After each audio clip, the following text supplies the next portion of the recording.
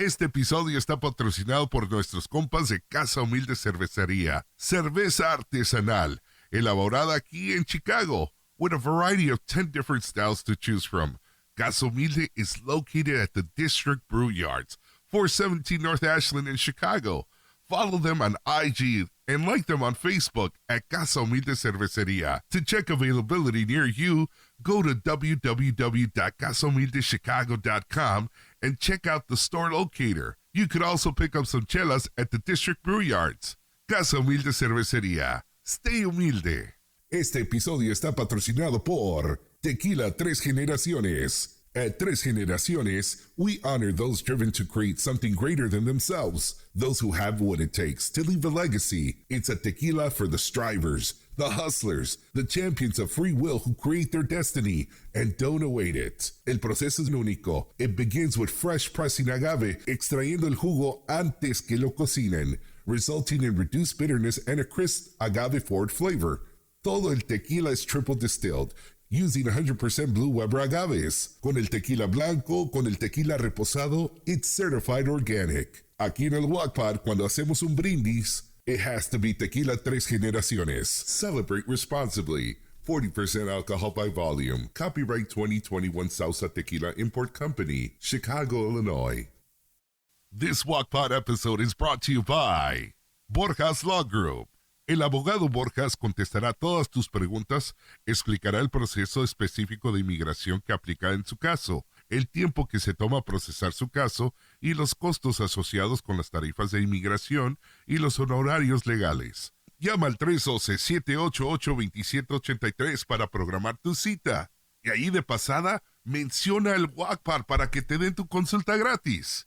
This episode is brought to you by Rancho Los Guzman. Hands down, one of the most beautiful rancho-style venues there is in the Chicagoland area. They offer all the necessary services so that your next event is unforgettable. From weddings, quinceañeras, VIP private events, and holiday corporate events. Relax and enjoy while they take care of every single detail. Book your next event at Rancho Los Guzman, 2225 Maple Road in Joliet. For more information, call 815-200-4713. Or check out their website at rancholosguzman.com. Cambiar es fácil. De hecho, lo hacemos todo el tiempo. Cambiamos de inglés a español y viceversa. Cambiamos de planes, de canal de televisión, incluso a veces cambiamos de pareja cuando bailamos. Cambiar es bueno. Y más ahora con todo lo que puedes ahorrar cambiándote a State Farm. Gessiel Gutierrez es agente de State Farm y está aquí al norte de Chicago, en Albany Park, para ayudarte a cambiar y a que empieces a ahorrar hoy. Gessiel y su equipo están listos para darte la bienvenida a State Farm. Con Gessiel Gutierrez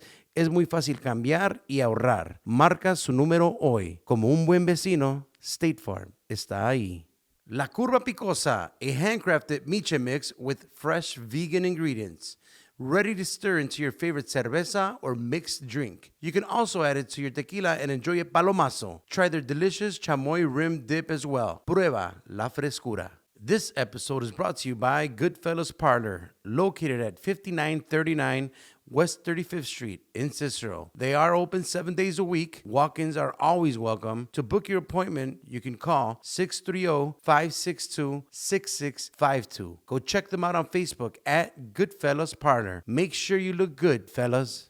This episode is brought to you by Taquerías Atotonilco, con más de 40 años de experiencia, hoy por hoy de los mejores tacos al pastor en todo Chicago y suburbios. Al igual con los tacos de asada, ni más ni menos. Sus famosas tortas y para terminar con ganas, un rico licuado. Les encargamos sus 3 locales, 3916 al oeste de la 26 en Chicago, 500 East Cass Street en Joliet y 1631 al norte de la Manheim Road en Stone Park. Para más información, visite www.taqueriasatotonilco.com.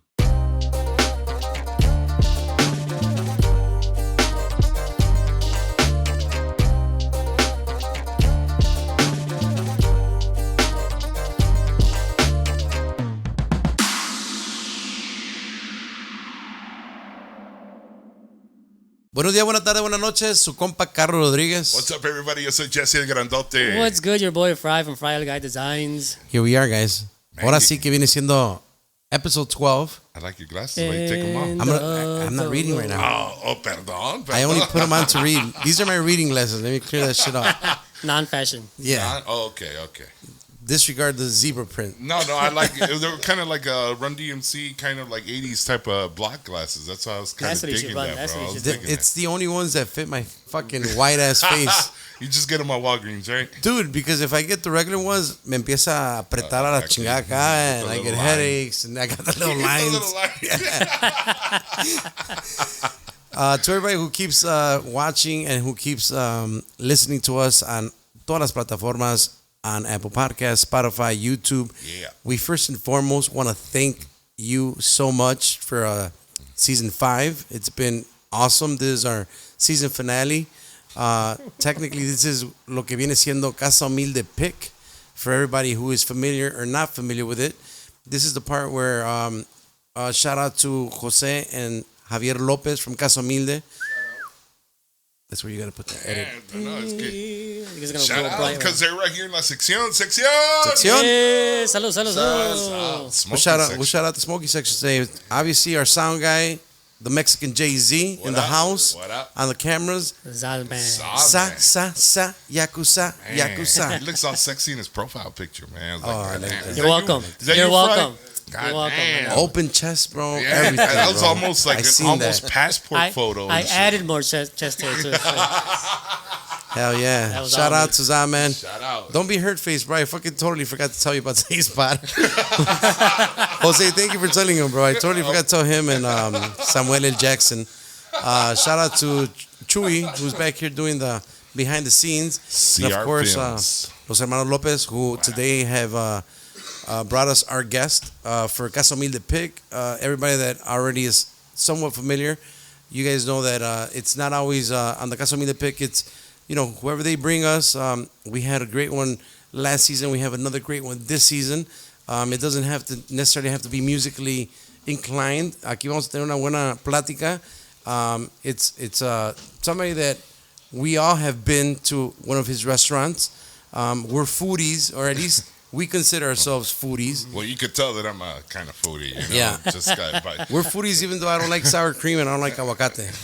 But other than that, and his company's name is aguacate. Right. Well, I don't like onion, but that's like a big staple of Mexican culinary. True. I'm not an onion guy either. I'm not an onion guy, man. Pero well, we'll talk about all that good shit. Cebollitas, but I feel like you guys are talking about we're gonna get into like a food industry, like a restaurant. Yes, but sir. I've heard rumors that our guest is also musically inclined. He has a very eclectic taste for music. Nice. Yeah, so is he a singer or something? No. Porque para hacerlo cantar ahorita. Aquí lo hacemos cantar, pero en el baño. Before you start, you want to yeah. Obviously, bro, we're gonna before we start, this is our last episode for season 5. I do want to shout out all of our awesome sponsors for the season. Obviamente a los compas de Casa Humilde, del meritititito el quemao. El quemao. Shout out, he should have been here today. I'm not sure what happened to my boy Chacon, La Curva Picosa. Shout out. Micheladas always on point.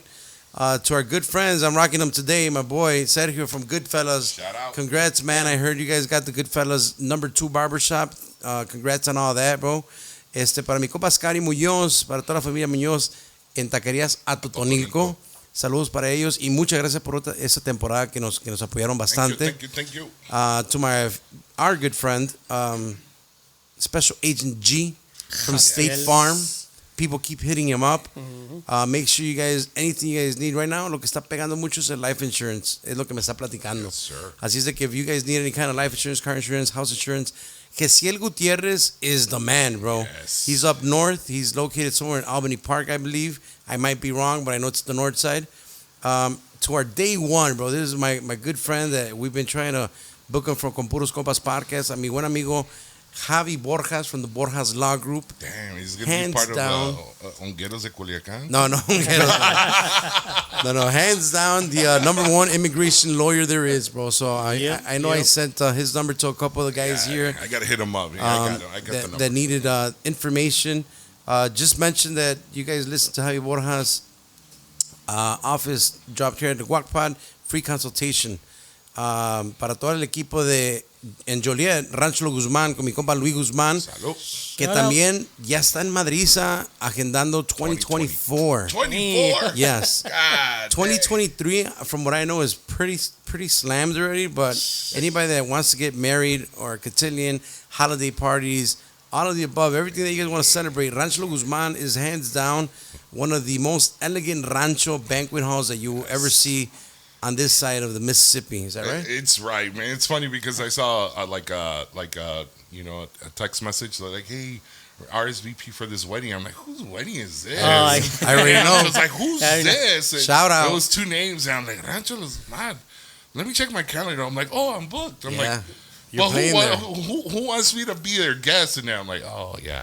Then I saw the picture. I'm like, "Oh yeah." Shout out to my boy Roca. Rockstar. Shout out to my boy Roca. Hey man, thankfully due to the Guac Pod, I think there's been like 4 or 5 parties right there at Rancho Guzman. Yes. So we really appreciate that. Para todo el equipo de Tequila Tres Generaciones. Gracias. Muchas gracias.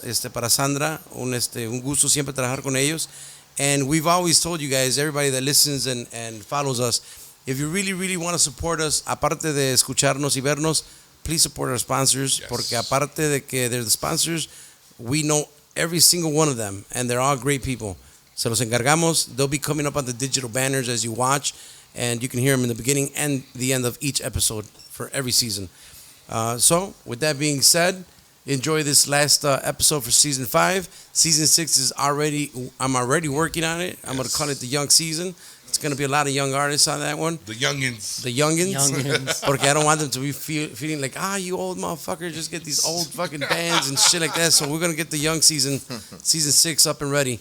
But without further ado, today tenemos un special guest in the restaurant business who's musically inclined. Yes. We're going to get into a little bit of everything. So, como sabemos hacerlo aquí en el Guacpad, por favor, me le dan a great greeting to our good friend Jose Luis Barajas, mejor conocido como Pepe. Solazo. Thank you. ¿Cómo anda? Thank you for having me, guys. It's a pleasure being here. Appreciate the invite from Casa Humilde. Love you guys. You know what's up. Hell yeah. Yeah. No, it's great being here. It's awesome. It's a great experience so far. Yeah. So we're excited because it's your first podcast ever. Yes. So that's awesome We're for popping us. cherries all the time over here. We love it, bro. Oh, for sure. I love it. Yes. And like I told you earlier, like I don't think it's gonna be your last one. If you're super down, we're gonna bring you on for some more podcasts. But we're glad that we're the first ones. We're always glad to do anything that the Los Hermanos Lopez bring to the table and whoever they bring for us to sit down. I know it's gonna be an inspiring and progressive podcast to keep going up. Oh no, for sure. So we're gonna thank you, man. Yeah, definitely. No, I'm happy to be here. I'm excited to be here. Excited for the conversation today. Always excited for conversations with Javi. Every time we get a chance to catch up and talk about family, talk about business, we talk about music, we talk about things that we like. So when he mentioned this opportunity to me, I was definitely excited about participating and coming in here and obviously exchanging ideas and thoughts like we typically do every time we come out. Yeah, so, exactly. Yeah, That's nice. Yeah, So- for sure. Javi and Jose really know how to pick the ones that we I'm gotta telling pop you. their cherries and everything. Yeah, Man. no, all the details were really useful, Javi. Appreciate you. No, we appreciate you coming out. I know it could be intimidating because it's always like, man, lights, camera, microphones, New what are we gonna people. New people, Yeah. like Yeah. you don't know their vibes of whatever. Yeah, for sure. But we appreciate you coming Well, out, man. thankfully, we got the spotlight every other night, so it's just getting accustomed to the temperature on this one, Yeah. There and you then go. we keep it moving from there. We are gonna start off like with that. at least kind of telling everybody, the restaurants that you do run and own right now. Yeah, Para que la definitely. gente se vaya dando cuenta exactly, Yeah, what no, you got right now. definitely. I mean, I started Solazo 2007, right here in West Elton neighborhood. I grew up in the neighborhood. Oh, so, you did? Okay. for me, yes, I definitely, I was born in Mexico, migrated here with my mother when I was 7 years old. So, kind of grew up with my uncle owning restaurants. Both of my uncles owned restaurants. So I just kind of, came up. And since a little kid, honestly, I knew what I wanted to do. So, for me, it was like, hey, this is something that I'm passionate about and something that I look at myself like long-term doing this for sure. So, kind of came in, grew up on 32nd and Hamlin, right in Little Village. Nice. Went to Little Gary. Village. That's Oh, kind of where I nice. started Okay. learning, English and like meeting new friends and like kind of breaking the ice of being here. And then, we moved over to 59th and Lawndale. So that's where I ended up growing up and everything. So, yeah, I started Solazo 2007, September. And then, 2016, that's when we, La Josie opened up in the Okay. West Loop. So, That's those awesome. are, Nice. yeah, it will be 6 this upcoming Cinco de Mayo, right? 6 Oh, years yeah. old. 6 years. Nice. 6 años, yes. Yeah. So Wow. a lot of people like, obviously this was like the long-term goal is to have like Cinco de Mayo as like our anniversary. Right. But in reality, that first year was like, suicide mission. Like, you have no idea how crazy it was that first day. And we definitely weren't ready, but we went for it, Yeah. Somos mexicanos, no nos sabemos rajar. Yeah, Now, así es. did There you you have go. that mentality of like Rick Bayless, like not really, like did it como un mexicano? Did it te molestó un poquito de? I mean, we see it. I'm just gonna bring it out, right? I don't want to Just say say that it, I'm bro. racist, Yeah. Don't sugarcoat but it, you bro. know that Rick Bayless was kind of overpowering the Mexican culture, the Mexican culinary, que se estaba tomando ventaja de ese lado, la perspectiva de la comida mexicana. And was it your kind of mindset like, hey, you know what? I have an opportunity to go in the West Loop and provide my product here too. So to be honest with you, I was already in the West Loop when I found Oh, out that shit. Rick Bayless was coming into the neighborhood. Okay. So, to be honest with you, it wasn't anything like where I was like, hey, this is like, chip on the shoulder. Like, I'm going to go in there and like try to like show people Competencia. what's up or what, Let me show this. Obviously, yeah. Like, obviously, I'm a man of pride. So, like, of course, I want to do a good job and obviously put ourselves like in that opportunity and that position, just kind of like for our culture. Yeah. But no, in all honesty, obviously, I have a lot of respect for Rick. I think he's done a really good job and like kind of introducing a lot of our culture to, a lot of people here in the Right. United States. But like, obviously, like we all have room for things that we can improve on, right? And I think like just maybe giving credit a little bit more to the people and to the towns and to like everybody that was kind of providing the information for him to learn how to make these recipes and learn more about the culture in Mexico. So I think like obviously that's probably what I would have probably liked to see a little bit more.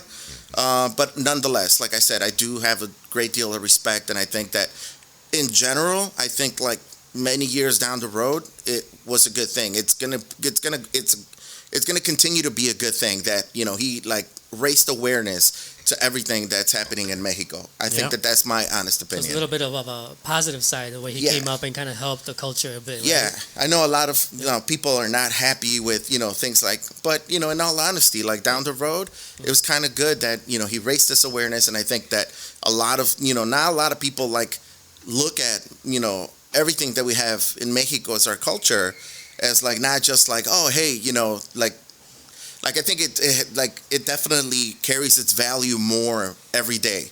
I think that a lot of people understand the value more every day. Yeah. As opposed to like obviously like I'm kind of like in a generation where I grew up and like tacos were $1 and people were expecting tacos to be $1 forever.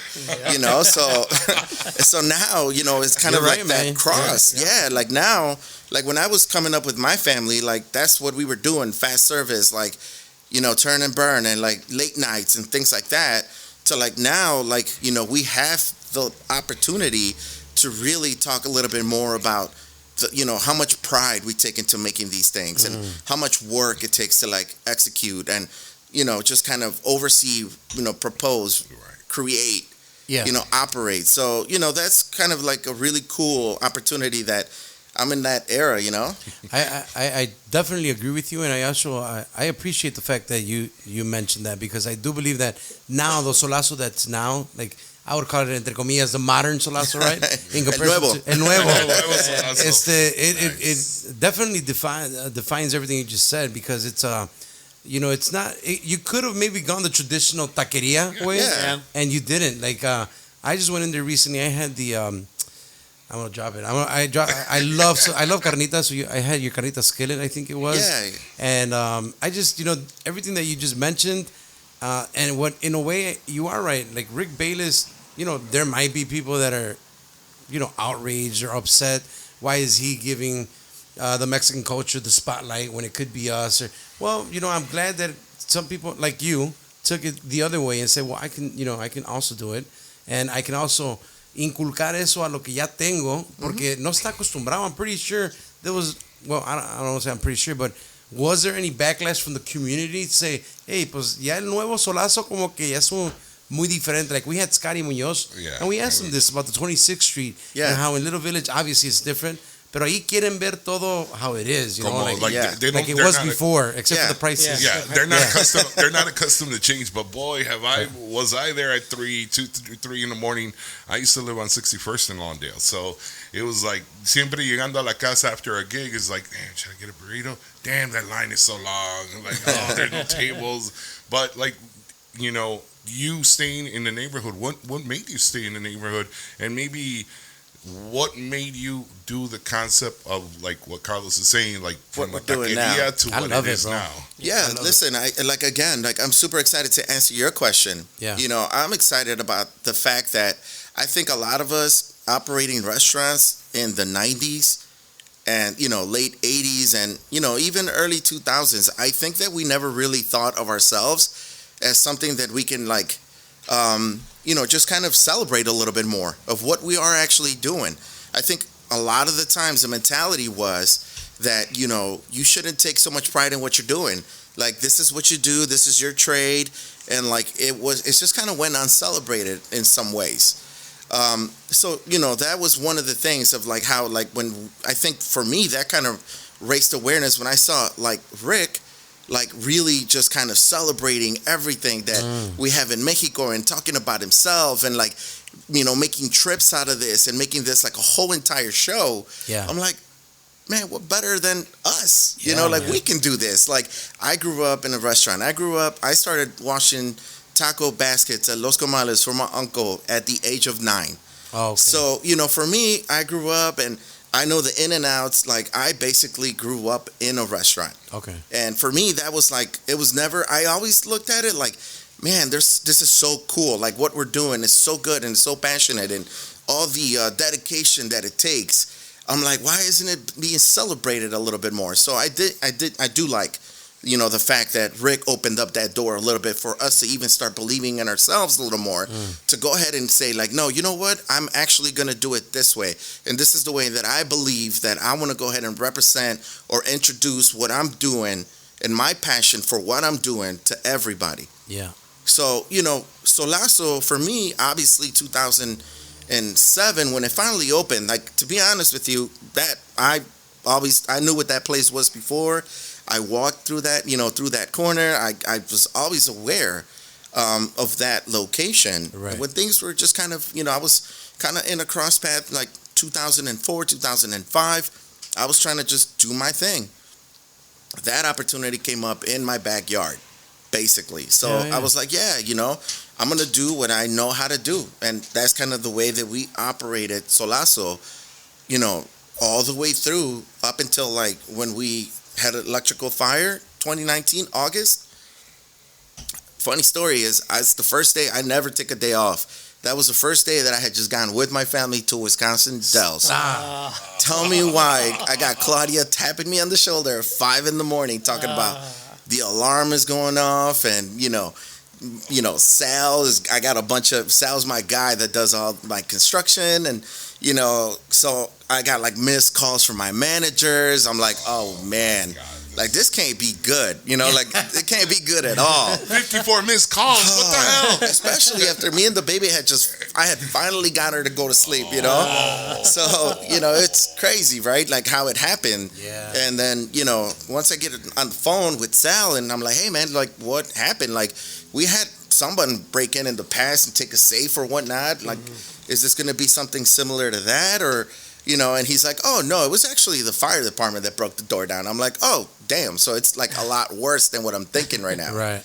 So, that's kind of, that gave us the opportunity to really say, like, all right, let's just get this place, like, restart it.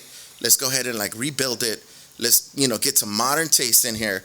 And, the community at first, I think that they were very intimidated just because of the fact that they don't really see change happen. Yeah, we don't see a lot of change happen often, just like you were talking about. You walk into some of the taquerias, 1982 all over again. People like that.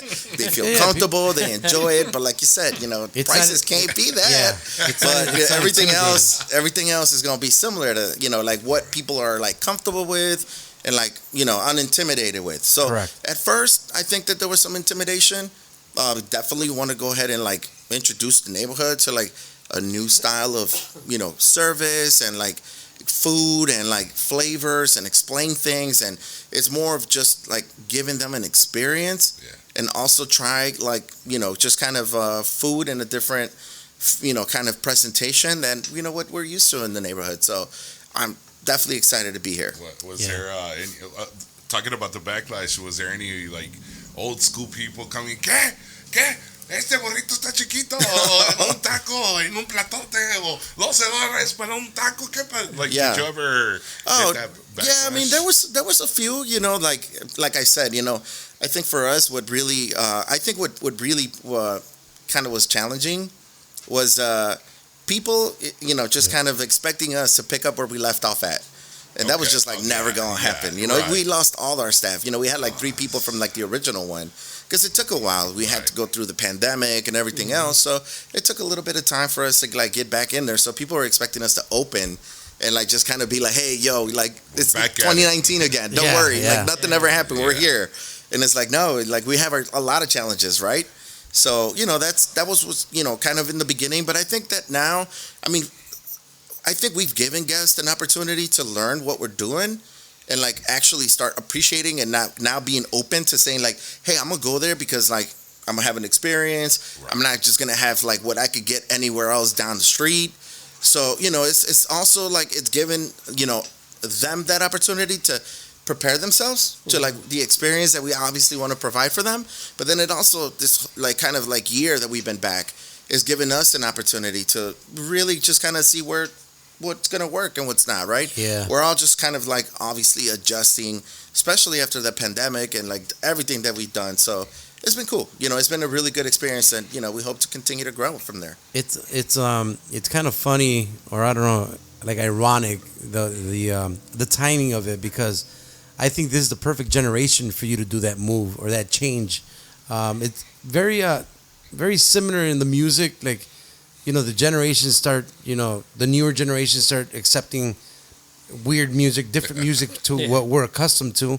And it's the same thing like in the restaurant, like this is the new generation that, they want to go and have a sit down and have a drink and have a gourmet taco and have, carne en su jugo, traditionally, but with a different look and a different twist, and your drinks and, the drinks that you serve and, we had to go to downtown to get that kind of look. Or the West Loop. Yeah. I mean, we had to go in that area in order to get what you're offering here. Or the north side. Yeah, or the north side. And that's where I say, like, I really appreciate that to the point where, you're introducing this los Latinos, los paisas, whatever you want to call them, the young generation to be like, hey, all you got to do is come right here to 59th. Like, I got you. Right. I'll show you what, eventually, vayan a La Josie, vayan a... Yeah. Pero aquí, this is kind of like an introduction. Feel comfortable because you're still here in the neighborhood, and I'm going to show you something way different. Like, right. You know what I'm saying? You can have street parking, but have a good experience. Exactly, bro. Yeah, no, then you go somewhere else and you get valet or something, But we're so cool with the police. Like, like you're good, bro. You're good. Don't worry. Yeah, don't worry. Just because you don't see like the same amount of police officers that you saw in the Solazo Before, previously, that is true. We're still cool with them, all right? So don't worry about street parking. You're good. It was after I had finished an event nearby, and I walked in, and actually I didn't walk in, and once I parked, I was like, God damn, I'm in joggers. What the fuck am I doing here? Like, shit, they're gonna tell me, no, you need a blazer or you need something, right? So I was a little bit scared about that. But one of the things, like my experience walking, like getting out of the car, this is one of the things. you guys have speakers outside. It's not blasting, but you hear music, and I'm like, holy shit! Like, and I was already vibing it, like walking in. So I was like, it was kind of like a soundtrack, like if a movie was following me, and there was a soundtrack, and I'm walking in, and I'm just like, holy crap, and like, it's all about the experience, and my personal experience walking in was freaking dope. Yeah. Because just walking in, I feel like you, like how you said, you knew what you wanted, and right now you have what you wanted, because nobody gave me like dirty ass looks. Nobody's like, we're full, or like it's always that smile, like, hey, how are you? Where do you want to sit? You want a table? I'm like, no, I want the bar. I want to see the show.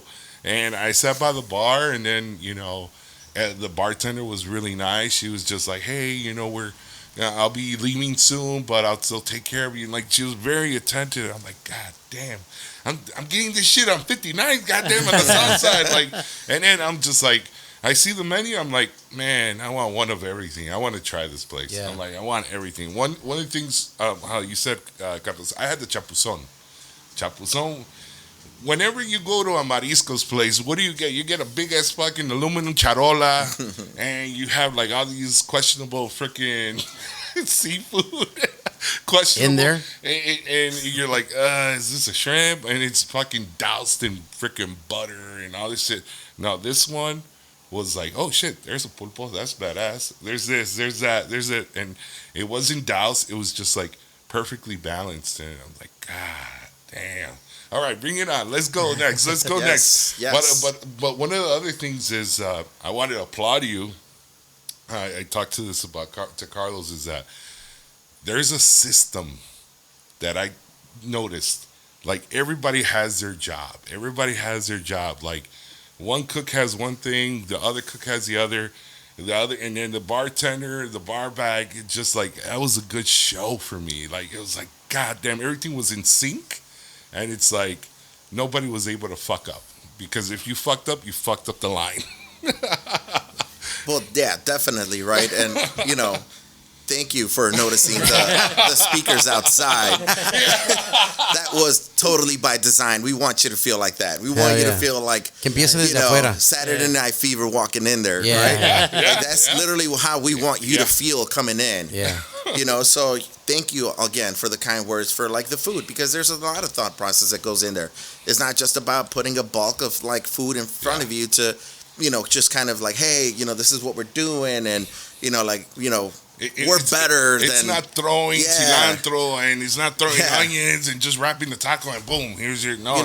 We're the newest, and, we're better, but we don't know how to explain why we're better. Right. Like, that's not, kind of what we're doing, right, with our food and our service. And, that is also, again, part of the experience, too. And one of the things that I always thought about were, like, coming in and opening up, like, an actual real restaurant. Like, give people an opportunity in the community to not have to travel all the way to downtown, or not have to travel all the way north, to actually get the experience and the know-how of how to work at a real restaurant. Yep. Because I also worked in a taqueria where, like, it's, all the duties are ours. And, like, we're all asking you the same question, like, is everything good? Yeah. So, like, that's kind of like what we wanted to eliminate. We want to, like, hey, this is your role. This is what you're going to do. You need to own it. And that goes for everybody. Yeah, and that experience, I hate going back, and maybe these young generations gonna see it like, it's the way it's como crecieron, yeah. But we're off a little village, so in order for at my time to experience that, like, I had no idea what a fucking food runner was before. Like, you go to taqueria and it's the same. The waitress that took your order brings you shit, and then when I started, you start going to these, to these restaurants, and like, well, the food runner came. I didn't see the waiter or waitress to the end, bringing the fucking check, and I'm, that's the difference, and then you start noticing those little details, and that's what I mean. Like, the whole concept that you got going at Solazo, to me, it's awesome. It's a fucking breath of fresh air to everyone here, and I think it's very easily for the younger community to just go in there and feel relaxed and feel like they belong there. It's not like a awkward restaurant for them to go in there and just not feel themselves. It's very modern. It's very everything that you need for it to work, I think. There was the bartender. She was actually leaving for the day. There was another person coming in, and in those experiences in any restaurants, they've always came up to me and me dicen, ya me voy. ¿Me puedes pagar o me puedes dar la propina? I'm like, what? Like, I really hated that, and it always happened. And the lady, she was really nice. She's like, hey, I'm already leaving for the day. It was nice serving you guys. This is such and such. And I'm just like, and I'm waiting. I'm like, she wants me to pay her bill. And I'm like, you know what? Give me the bill. And she's like, are you leaving? I'm like, no, I'm going to keep on drinking. And then she's like, oh, no, he'll take care of you. And I'm like, wait, but you're leaving. I haven't tipped you. And she's like, you don't have to tip me. Don't worry. It's like, it's a pool. We all take care of it. And it was like, that was the kind of system I was kind of liking. I'm like, oh, I was ready to pay out, cash out, and start a new tab already with the new guy. And he's like, no, we all take care of each other here. And I'm like, that's fucking dope. Hell yeah. That's fucking dope. And there's a more new mentality, right? Of like more quality over quantity. And I've seen I say old school Mexican restaurants, or ones I've been to, where they'll have like 10 pages of a menu and the cooks are going crazy because they're trying to do all of these crazy things. But You're going after Cheesecake Factory. Wow. Not to mention the special request. Exactly. And I'm just saying, like, now I like this new mentality where the menu's a little smaller or anything, but it's more concentrated on the quality, right? Like, there's nothing, you want to concentrate on that plate and have the cooks concentrated well on that, right? We want them to be able to execute it. Yeah. That's what we call, right? Like, we want to make sure, like, the menu, first and foremost, it's a small kitchen. Yeah. So, it wouldn't make sense for us to have, like, a large, super large menu. And in the past, we probably had a larger menu than we could even really, like, execute. Mm-hmm. And it was very difficult, for the kitchen to maintain, high quality standards. Yeah. So for us now, like with the menu, the way we're growing now and what we're doing, like we're obviously adding new things to the menu, but we're being careful about the timing and the pacing.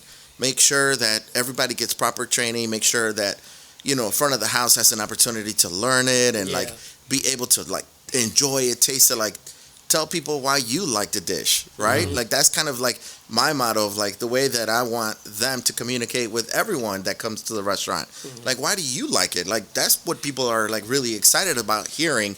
We could all read the menu. It's more about like, why do you like it, right? So we give people the opportunity to learn that. So before we put it out. Yeah. And, if there's a detail that we can improve on, please, feedback is much appreciated. That's how we get better. That's how we learn. Right. So, that's really what we're focused on. Do you ever get any old school people like that focus more on quantity instead of quality? I think we did in the beginning a lot. Okay, because that's how my dad is. Like, ¿estás loco? ¿Para qué vas a ir a este restaurante? Like, yeah. But no, I think especially in the beginning we did. Yeah. Okay. But now more people are just like, hey, like the food is really good here. It's on point. The drinks are amazing. The speakers outside are dope.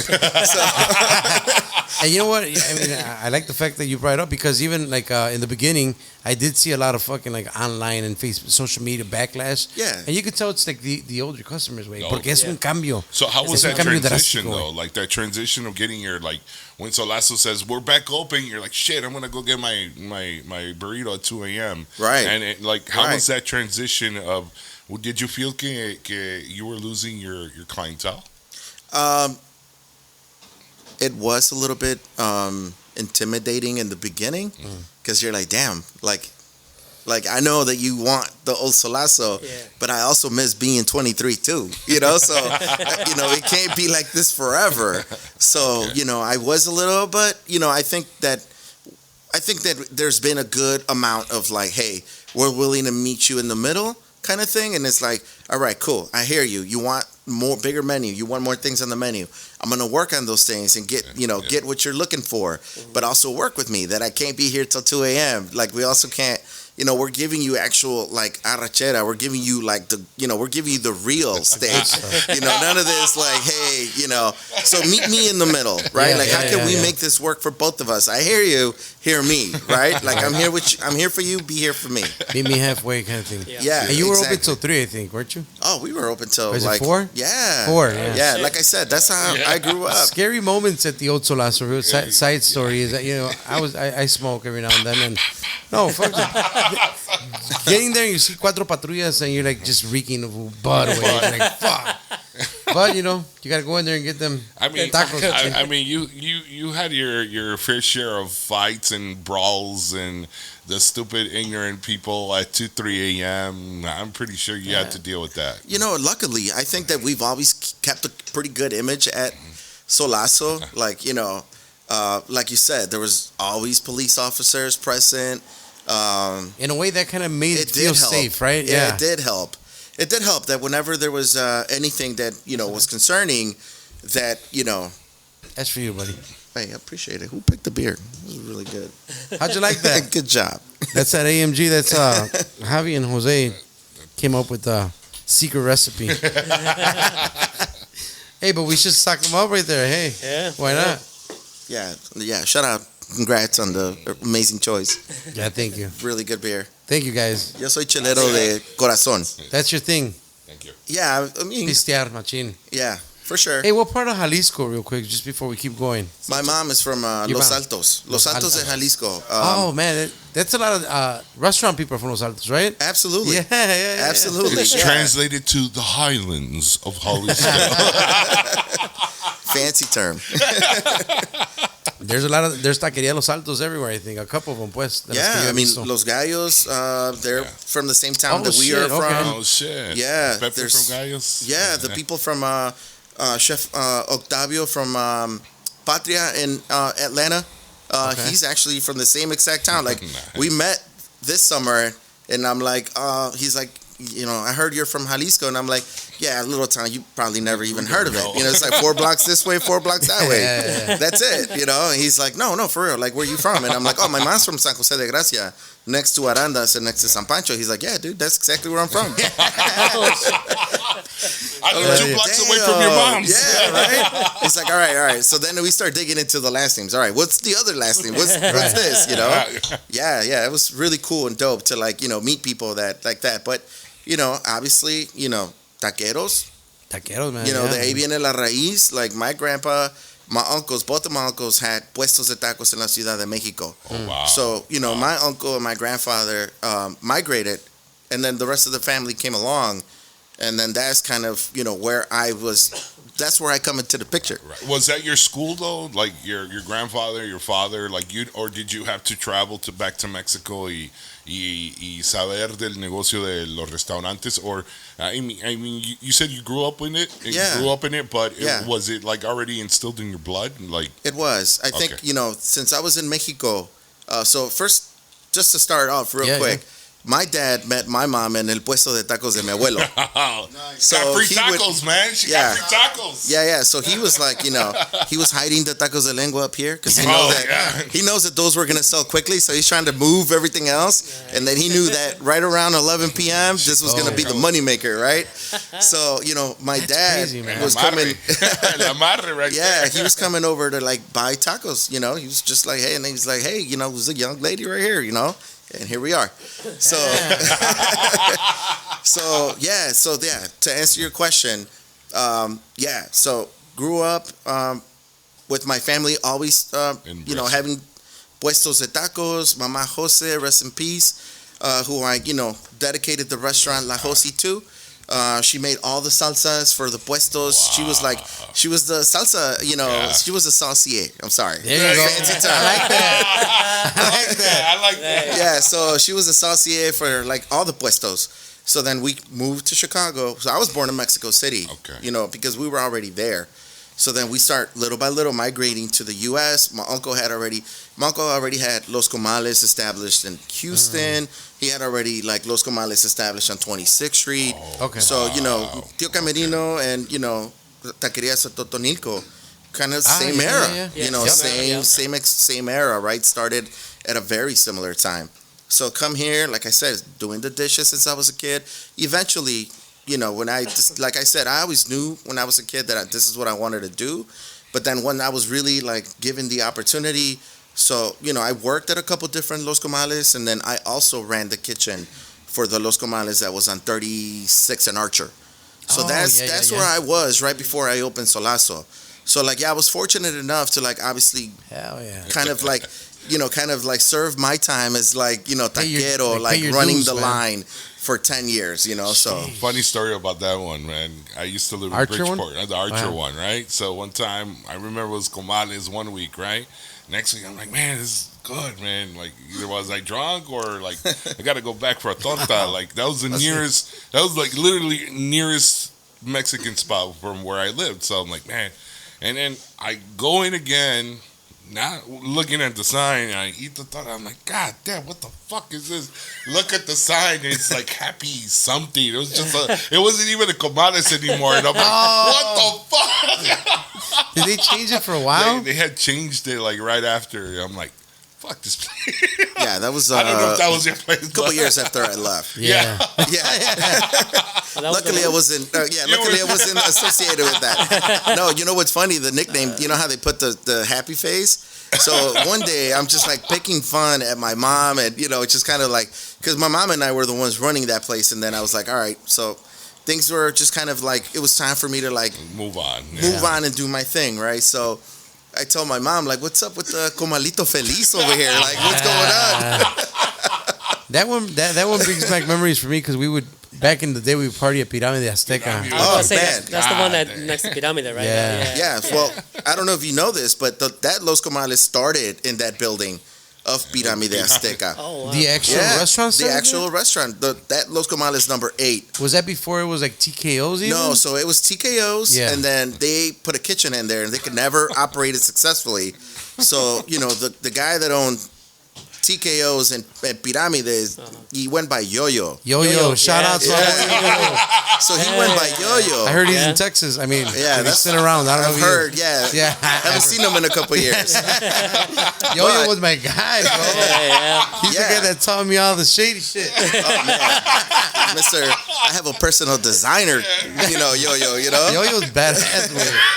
So anyhow, I'm 16 at the time. And, my uncle comes one day to the house and tells my mom, like, hey, listen, I got the perfect opportunity for you to actually open a restaurant now.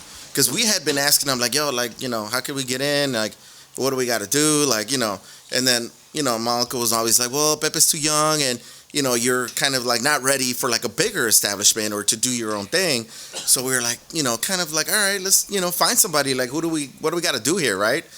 So then he comes in one day and tells my mom, hey, listen, I was out with this guy yesterday. He's got a spot on Archer, and I think this is a good opportunity for you to start. So we go in there, and 6 tables, like it's like a little, like it, I think they use it as like a yoga studio right now or something like that.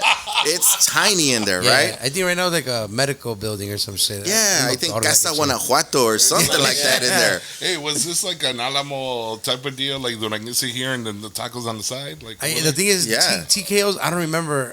It was more like a bar. Like that's the place where the bar was on this side, and then but the kitchen was over here, and then they had like like I think that when they added the dancing ballroom thing, that's when the kitchen came. But then, like he was never really successfully running That's it. Crazy, man. So that opportunity. So how long were you guys in there then? We were there for like 3 to 4 years. Oh wow! Okay. We started there, and then that's when before we eventually moved down here. Down the street. Yeah. Oh, that's fucking crazy. I got lucky. I was hitting up Pirámide like every Friday, Man. I was 17. Now, don't tell nobody. That's where we were at. That's what we were. All of us were there, man. We're all underage. Dude, that's where I learned how to work the door. I was about 16, 17. That was what year were you there? Early 90s? No, because... No, late 90s, sorry. Yeah, that's when we were there. 97, 98. 98. 97, we were seniors. So 98 had to be around there. Around 98. I like to say it now, like just so it could sound, so it could sound old. I told Za the other day. 97. Wait, when were you born, Za? That's why I'm saying you wanted quieres que se escuche even worse. I now say I graduated high school in the late 1900s. And people are like, what the fuck? No, dude, bro, that's it's crazy because now that is exactly the time that we were there. We left that building in '98. So I know you guys from back then. We just obviously, we've gotten handsomer, so like we can't recognize each other no more. That's most definitely, bro. Of course. I think Our looks have only improved. it was about 98 because it was Had to after be we 98. graduated. Yeah, it was right after that. But we literally we're driving in our van down Archer. We're fucking like, you know what? We need to go. Obviously, no social media, none of that shit. So we got off.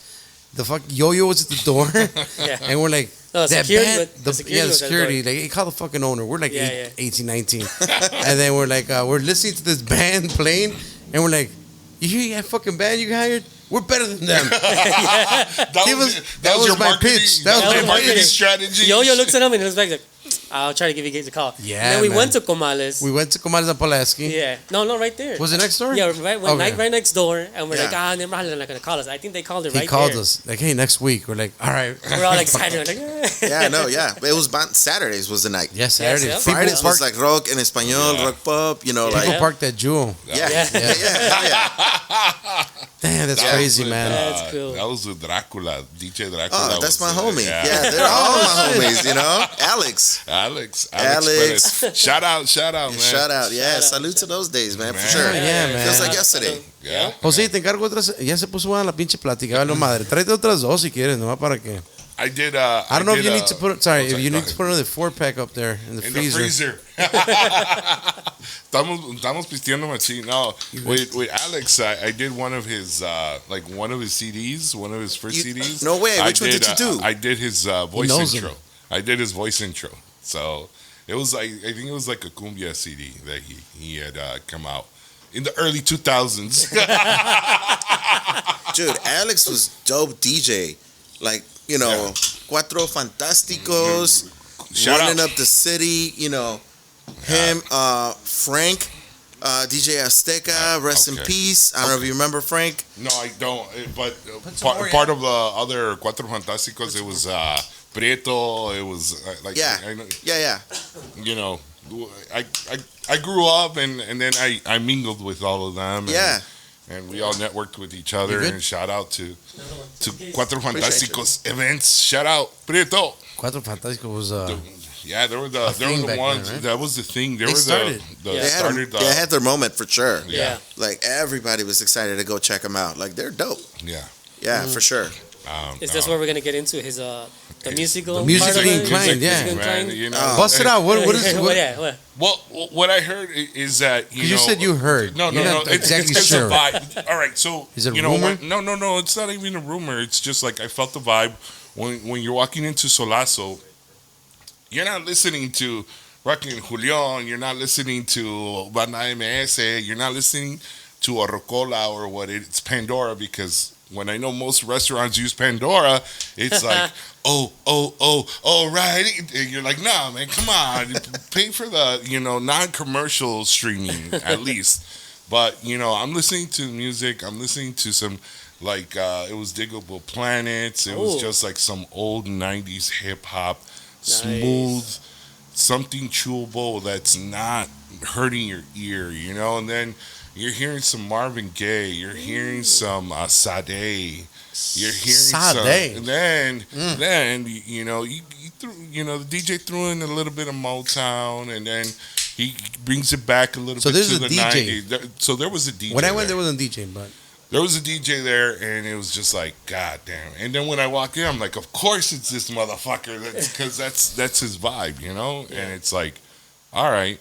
And it was something that I was just like, it was, when you're a little kid and you have your little pastry, your little, donut, and you're like, that was your me, taco but and with shit? my taco and a drink in my hand, Yeah. And it was like this, and it was. Maybe you could tell me it was a pink drink that it was kind of like in a martini glass. Yeah. What- Okay, what- Chica Fresa. Chica Fresa. So I was like, and I told the bartender, give me one of them bitches, but don't put it in that fucking. Oh, man. Put it in my Starbucks or something. Yeah, put it. Oh, what the fuck? wow. No, Yeah. and it was just like, it was just a vibe, It's a vibe where it's not your usual stuff, and when you get to you're loving the vibe, you're loving the menu. It just kind of meshed well, right? And then actually, one of my good friends that I grew up with was also at your place. Her name is Alicia Herrera. We call her Licha. And she was spinning 45s and vinyl. Licha, that's my homegirl.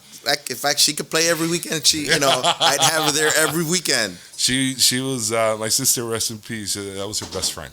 So that's why, like, when I saw your social media where she was there, I was like, what the fuck? I missed it. But it was a Saturday, so I'm always busy on Saturday. She was just there this past Friday. Yes. Okay. Yeah, she was just there. Yeah. So I'm an audio guy. I really enjoy, just kind of like audio and music. And like, for me, is really important because it does create a vibe. Yeah. And, the way that, the music should make you feel when you're walking into an establishment makes all the difference in your experience, at least in my opinion. That's the way I view it. Right. So for me, like when you say like, there's not a DJ every day, there's a DJ every day. It's just like whether they're playing 45s or we're like curating and like really picking out what we're going to play at what time we're going to play it. Because that's the way we look at it. It's like, like all the music is great. I support everything. But there's a time and place for everything. And there's a volume for everything. Yeah. So, like that is really important to us, to me specifically, because, that we want to make sure that people enjoy, being there, enjoy conversation. And like all that should be the soundtrack to your evening. That's the way I look at it. So we play a little bit of everything. The best way to describe it is the same way that we're creating the menu. It's like, hey, this is the music that I grew up listening to, and this is what I enjoy. So, we're going to play some hip-hop. It's like, I'm a Chicago kid, right? Yeah. I'm a Chicano. It's like, started learning about all this stuff in like an early age. So, but don't get me wrong, we'll play quebradita too. So, You got me there. Yes. I like that. I wasn't there when they played it, but Yeah. but like the soundtrack that was provided, that the time that I was there, it just fit for what I was looking for. Más caí de putazo de allí. It was just like, Hey, fuck it, let me just stop by here and shit. What happened? It was just more like, let me just stop by here. No, it was just like, because I was already planning like dinner that day, and I'm just like, man, where can we go? Where can we go? And I'm like, and then my girl's like, you never took me to Solazo. And I'm like, oh, damn. She's like, that was on our to-do list. And I'm like, all right, let's go. Sorry, babe, it wasn't a good interpretation of it. So she was spinning vinyl, like No, like the Licha was doing. That's what I'm saying, but she was doing the actual vinyl. That's the pretty actual dope. vinyl. I like we that. do. Like all the DJs that we bring in, they all, we obviously are friends, and then obviously they have to fit like the vibe. Yeah. So everybody that we do, it's like we select people to come play there. Again, support everybody. There's a time and place for everything. But for that kind of vibe and what we're doing there, it's the same thing with like Ismael and like all the boys from Del Pueblo, like homies, like provide the vibe. Like they fit what we're doing. It works with the culture that we're excited to like celebrate there. I like that. I like Yeah. when you say you're an audio guy, because Yeah. I'm an audio guy. I'm an audio snob. But when you mean audio, like quality, like are you talking about beats or just quality of volume? I'm an audio aficionado. Okay. That's what I'll call myself. So, for me, it's important to have good balance. You want it, obviously sound great. Acoustic panels, like go out and actually bring in, like, if next time you're in there, pay attention to the ceiling. There's acoustic panels in between all the joists. Nice. So that, soundproofs kind of balances I saw everything your out. speakers outside, so that's why I already knew that I was having. That's what got you first, That's right? what got me first. I didn't know you had the panels, but Yeah, we do. I didn't look up. I was just We do. like a little kid. Taco one had. I was just like, You gotta look up right there, I Jake. didn't look up. No, for sure. I think, the people that I work with, to install the system for us, like I'm probably some, big pain in their butt because I'm always like, hey man, the EQing's a little like, hey, it's a little too spicy here. Okay, It's a little too, we kind of like always talk about it and like move through the room and like always talk to the people and make them understand like, look, like it's not just like, hey, hit play and whatever. Right. This is like, hey, listen, be mindful. Like people are coming to visit us. This is our home. We're introducing them to this environment. Let's be mindful and make it a good time. Let's make it enjoyable. Nice, Right? Like- nice. So this where did you technically pick all this up? Like if you grew up in Comales era and like where did you see everything that you picked out and you integrated into Solazo? When it comes to audio, Well, yeah, Yeah, I all think- the small details that you honestly, like I think like given the opportunity, have I gone to school? That'd probably be a dope career that I would probably gone for. No, it doesn't pay. Right? It doesn't pay. It doesn't pay. But you know what I mean? Like that's something that I'm always like when I go to concerts and things, I'm always paying attention to the EQing. Yeah. I'm like, yo, like this place, like one of the best. I'll kid you not. I went to a couple concerts this summer. The best sounding concert that I went to was the Chili Peppers. No way. Oh, Boy, amazing. that sounded. I was telling Claudia, I was like, man, this sounds so good. Like I can't. I don't find anything that I would change. and that was at Soldier Field, right? And that was at Soldier Yeah. Field, Yeah. you know. So, so yeah, like I think that I would have gone that, but I also like I DJ'd myself a little bit, you know. I kind of like Okay. There you Yeah. go, Jazz. There You got that DJ fucking radar going off, bro. Now, Yeah. another question. Yeah. Is, Here we go. Is the equipment like the mixer, the DJ? Yeah. Is that yours? Oh, Is it in house? Yeah, Motherfucker. absolutely. You don't have to bring shit. God, no. Yeah. Aparte de eso. Because I've seen pictures of like when the DJs are there, they post up and hey, I'm here at Solazo, 7 p.m. Come through, psych through. Like that's quality equipment. Like absolutely. It's not just some bullshit. And then aparte de eso, it's just like any club that you go downtown, anything.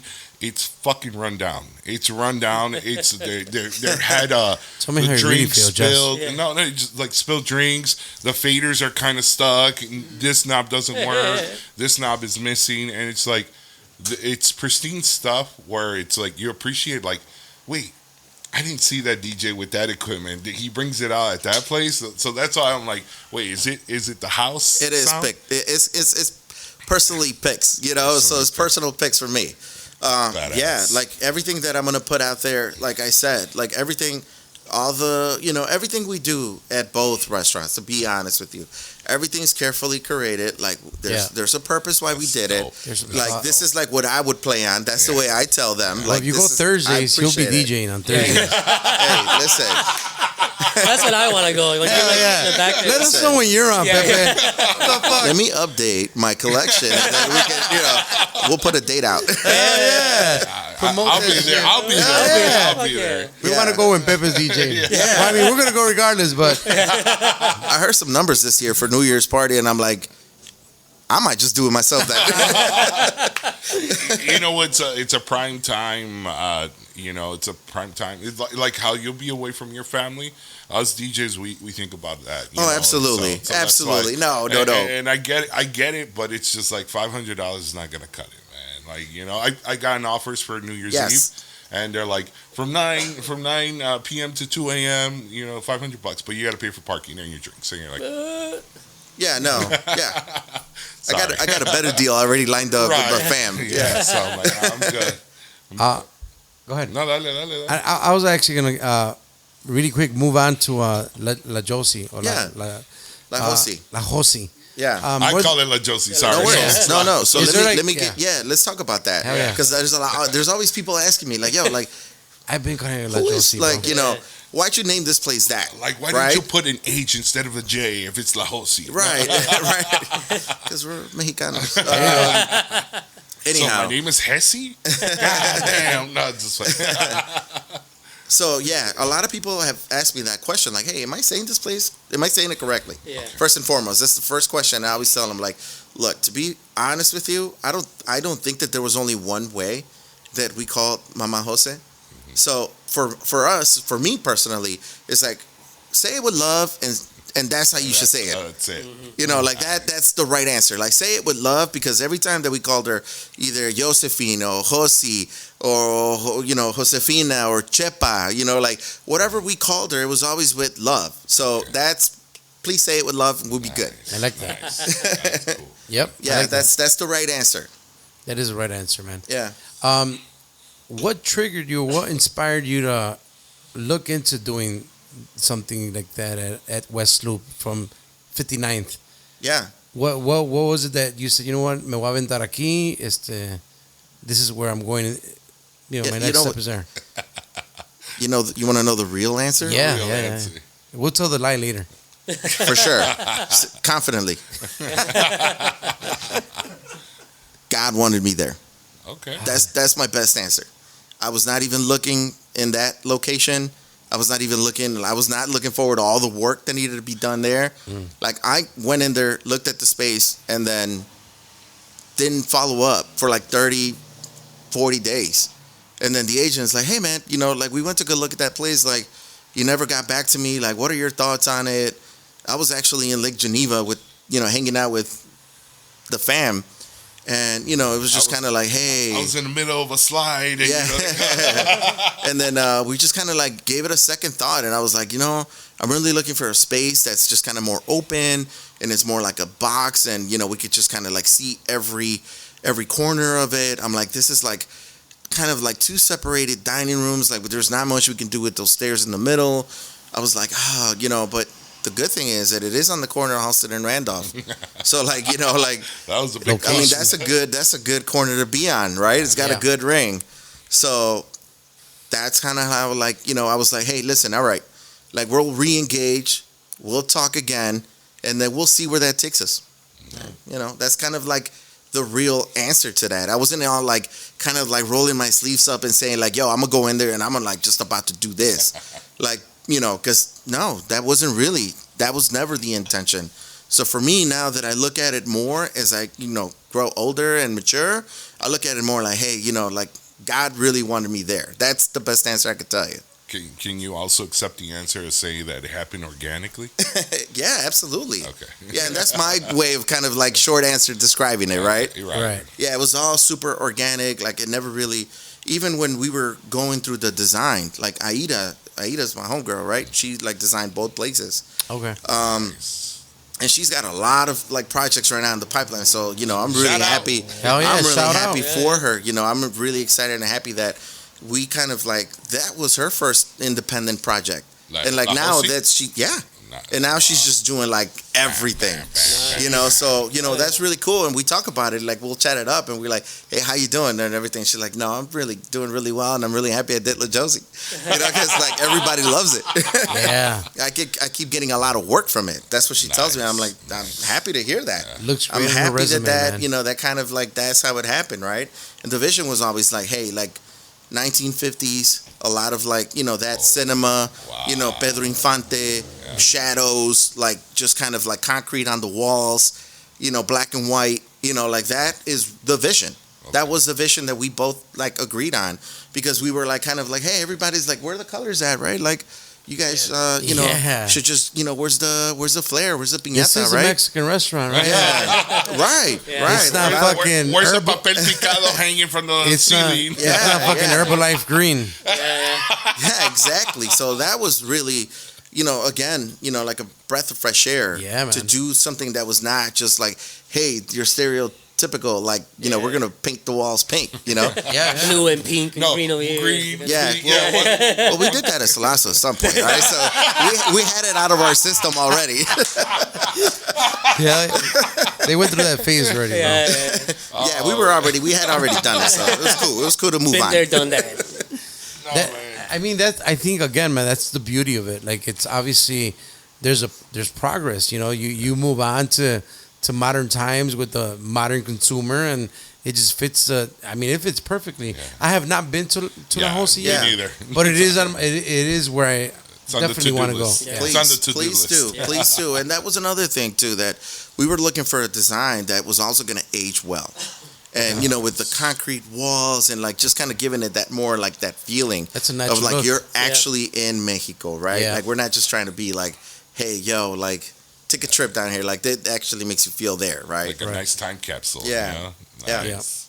Yeah, you're bringing all the in a way the old soul to the new generation, so they can appreciate that. Well, we're gonna have to go for sure. We gotta Heck go. yeah. We definitely gotta go. Make it a bro date.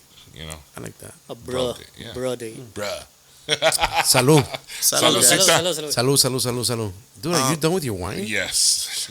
We carry Casa Humilde at both locations. Hey, Yeah. And There you go. La Josie. trust So, me. No. but along with along with the great beer selections, our agave collection is insane. So if you have an appreciation for agave and Mexican spirits in general, we got you. Because you went hard on the. Is that the same as mezcal? Sorry for my ignorance here. Because you guys have a lot of mezcal, right? So we have a lot of agave. Oh, No, that's the agave, best okay. way to describe it. So we have everything from tequila, mezcal, raicilla, sotol, Okay. Sotol. bacanora, Wow, like Zacatecas. we have like whiskeys from Mexico. We have just wines from Mexico from all my wine drinkers over there. Yeah, looking at you, bro. So we focus on that, right? Like anything that you want to present to us, we'll be more than happy to like showcase it and like kind of share our passion and knowledge with everybody that's interested, because that's the best way to describe it, right? I think that we've all been in a situation where like we're intimidated to ask a question at the bar, or we're intimidated because like, hey, they're gonna judge me because I don't know what this is, right? Yeah. And like that's the me right number there, one yeah. thing that like for me, and this is something that I always talk, with our whole fam and our team, is like, guys, like make it approachable, like share your knowledge, share what you know. Like don't assume or don't judge or make people, because Feel a the certain way way. that we have to be really mindful of the way we make people feel. And that's, for me, that's really important. Like we want you to feel at home. We want you to feel like, don't be afraid to ask a question. Like don't be intimidated, like to even say like, oh well, I kind of don't know what it is, so like don't be intimidated. That's what we're here for. Yeah. I'm not. I told the bartender I wasn't a mezcal forward person because there's something. Some mezcals are very cask heavy for me, for my palate. All right, so like some of the drinks that had mezcal, they weren't working for me. They weren't meshing in my mouth, and I'm like, and thanks to Chuy because he put me on 400 Conejos, which is a good freaking mezcal that's just perfect. It is good. But one of the things where the bartender actually, he educated me. He's like, this one's from Michoacan, this mezcal. He's like, trust me, you're gonna like this. Because I start telling him my profile, like this is what I like. I don't like this. I don't like that. And then I look up, and there's not it's because a lot of places when they have tequila or agaves, where you said, because that's a good word that I just learned right now. We're at agave. I kind of like that, where it's you see Don Julio 70 Reposado, you see the Centenario, you see the original players, or the regular players, which is Cazadores, Don Julio, The faces, right? the faces, The mainstreamers. right? And I look up and I see Fortaleza. And then and it's just like I see El Tesoro, and I'm like, wow, like holy shit, they have this here. like those Tajona style tequilas. Yes. I appreciate those. Yes, and again, raising awareness. I think that we could all relate to this, but I think that the way that they've taught us to consume is by name brand.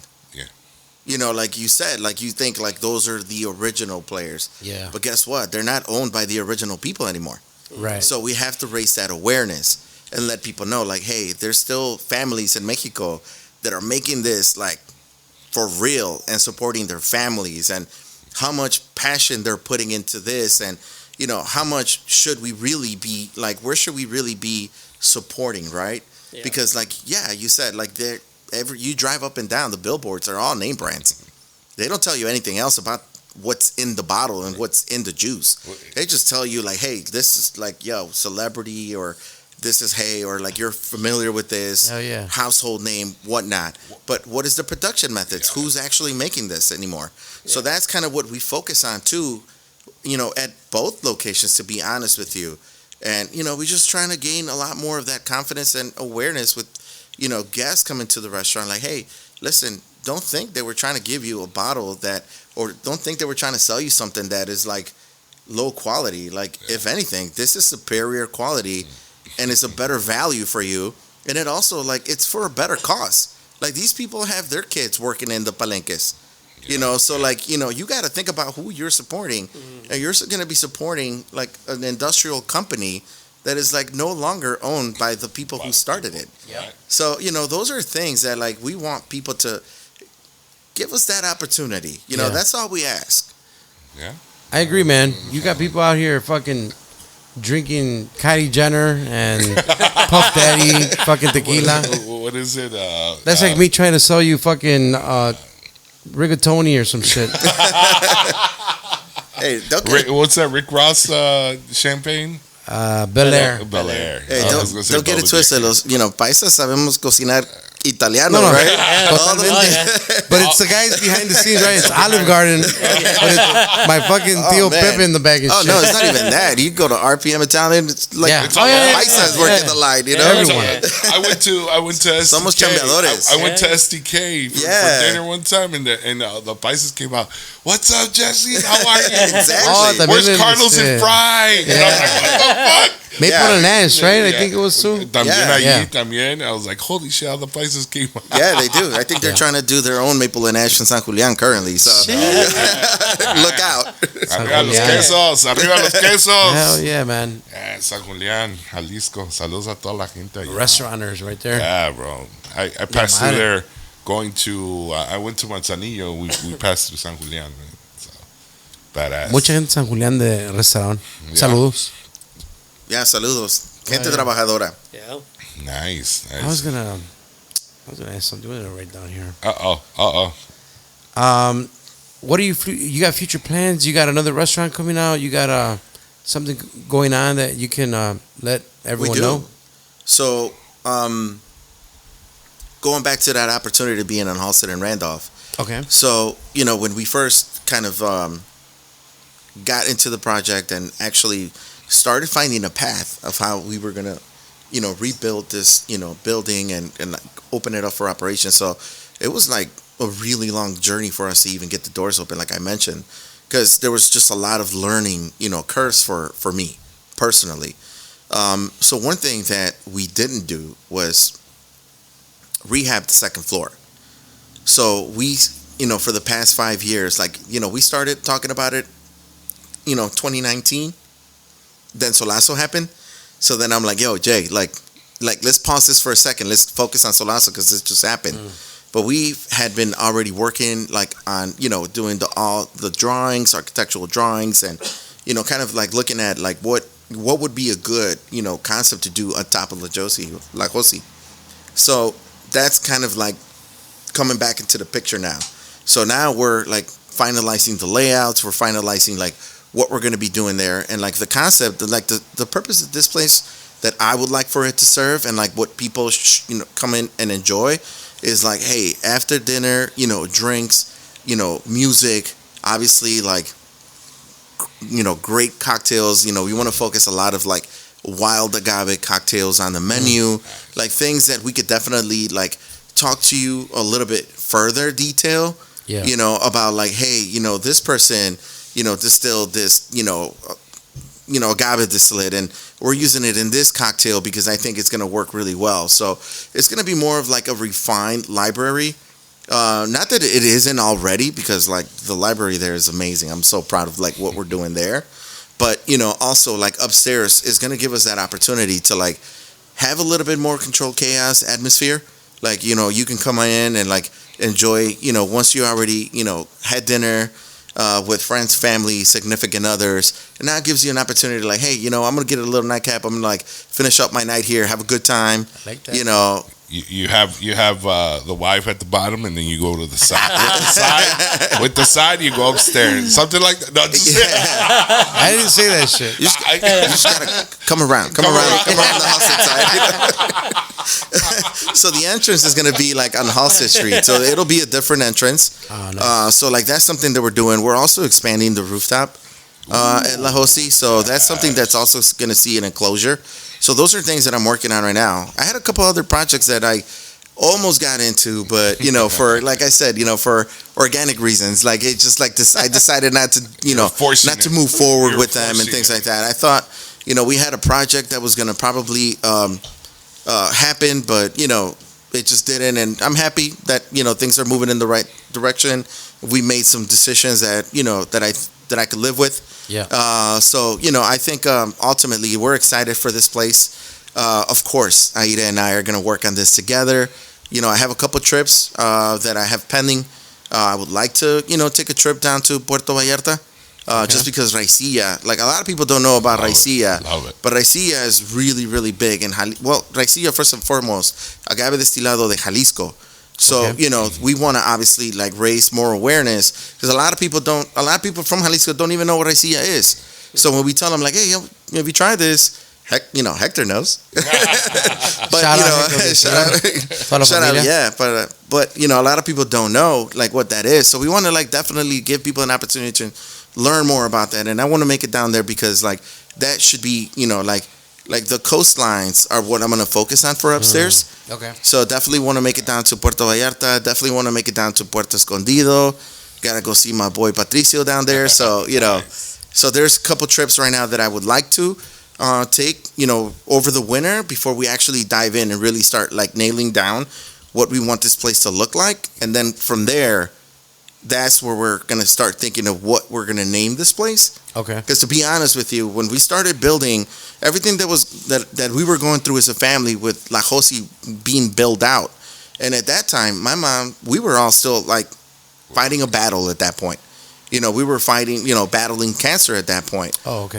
For Mama Jose. So it was like, hey, I'm in the hospital, I'm going to go visit her, then I'm going to go check out the restaurant, see how the progress is going. So is it more like kind of the design took place? I started really noticing like a feminine touch. And maybe it was because of what I was going through. Because the original plan was not to name it that, right? It was like we had different plans of what we were going to name the restaurant. Just the name just the name? Okay. Yeah, just to name the restaurant, right? Because that's a big thing. Like, yeah. That's a big decision you want to make, how it's going to represent what you're going to do. Right. So for me, it was really like, hey, I'm in and out and I'm going through all these things in life at that point. And then, kind of like coming back and looking at how the design was coming out and I started really noticing that feminine touch, and that became more organic for me to like decide like, hey, you know what? And I even asked mi primo Martin, which is my brother, I asked him like, hey man, will you be comfortable if I was to go ahead and name this place after Mama Jose? And he's like, dude, are you kidding me? This is such an honor. Like, of course I'm on board. So that was the only hurdle that I was like maybe a little intimidated by. Yeah. I was like, I don't know how they were gonna like accept it or how they were gonna look at it. Yeah. But the fact that I had their blessing and the fact that it was just like more for me, it was transitioning more into like this, like the tile was really what did it for me. That I was like, yo, I see this really like feminine touch, like kind of, building and evolving here. So then that's when it was like, I told Aida, I'm like, hey, I have an idea. Like I'm going through this, and she knew because we're friends before anything. And then I tell her like, hey, listen, I want to just kind of like name it after Mama Jose, but like, what do we call it? So then we're like dabbling a little bit. I'm like, La Josie. And she's like, yeah, like it work. It makes sense. Yeah. Wow. Like attach the story to it. I'm like, yeah, there it is. And then the second floor, are you going to do the same kitchen? So we're gonna build a new menu for upstairs. So the vision is also to do a lot of events. So we want to do like mezcal tastings and pairings. So like anything, like I don't know if I just want to make sure that I share this with everybody. Yeah. The word mezcal means like destilado de agave. So anything that's anything that is tequila, raicilla, todo es mezcal, porque al final del día todo es destilado de agave. De ahí viene. So así this is just a term, right? Right. So like we want to do like mezcal pairings arriba, para que también podamos tener eventos. We love to collab. We are, like I said, I grew up in the industry. We're friends with everybody. So shout out to like Uli, who like has helped with all the bar program. Solazo, my good friend Luis Barajas, who's also just a mezcal mind genius. Like he invests so much time into his craft, into really learning and knowing facts. So like I really like that's somebody that I really enjoy working with. And then chefs like even my good friend that I talked today, Jonathan Zaragoza, Taco Chronicles, Chicago Edition. Shout out. Birre Zaragoza and us, we opened up 4 months, from each other. And, the funny thing is people ask us, like, y'all get along? I'm like, yeah, dude, we're friends. You know what I mean? Like, we have no reason why to have animosity, right? We're both Latinos. We both love what we're doing. We both, take pride in what we're doing. Why would I not root for someone like that? Yeah. It's like, you know what I mean? It's like we're growing in Chicago, so it's like, we see the like restaurants and we see it like gangs, you know, like, fuck you guys, you know, so you know you're throwing I'm fucking like, commando. Solazo, man, you know, it's like throw up the big ass, you know, you see it as gangs all the time. But that's more again. I like the way you put that because that's kind of like that ancient thought, though, right? Yeah. Like nowadays, man, this new generation, just the way they free thinkers and it's like we're all gonna get up together. Like, I don't want to do it on my own. Right. The way you see with Zaragoza is just the fact that why would you have any animosity when it's beneficial for you guys to, you know, collab? Yeah, exactly. And that's exactly what I want to. That's what we're working on. You know, I was about to, you know, just kind of come out, take a few days off and hang out in a different city with Jonathan. Things happened. You know, actually had a loss in the family and things just kind of like changed. Yeah.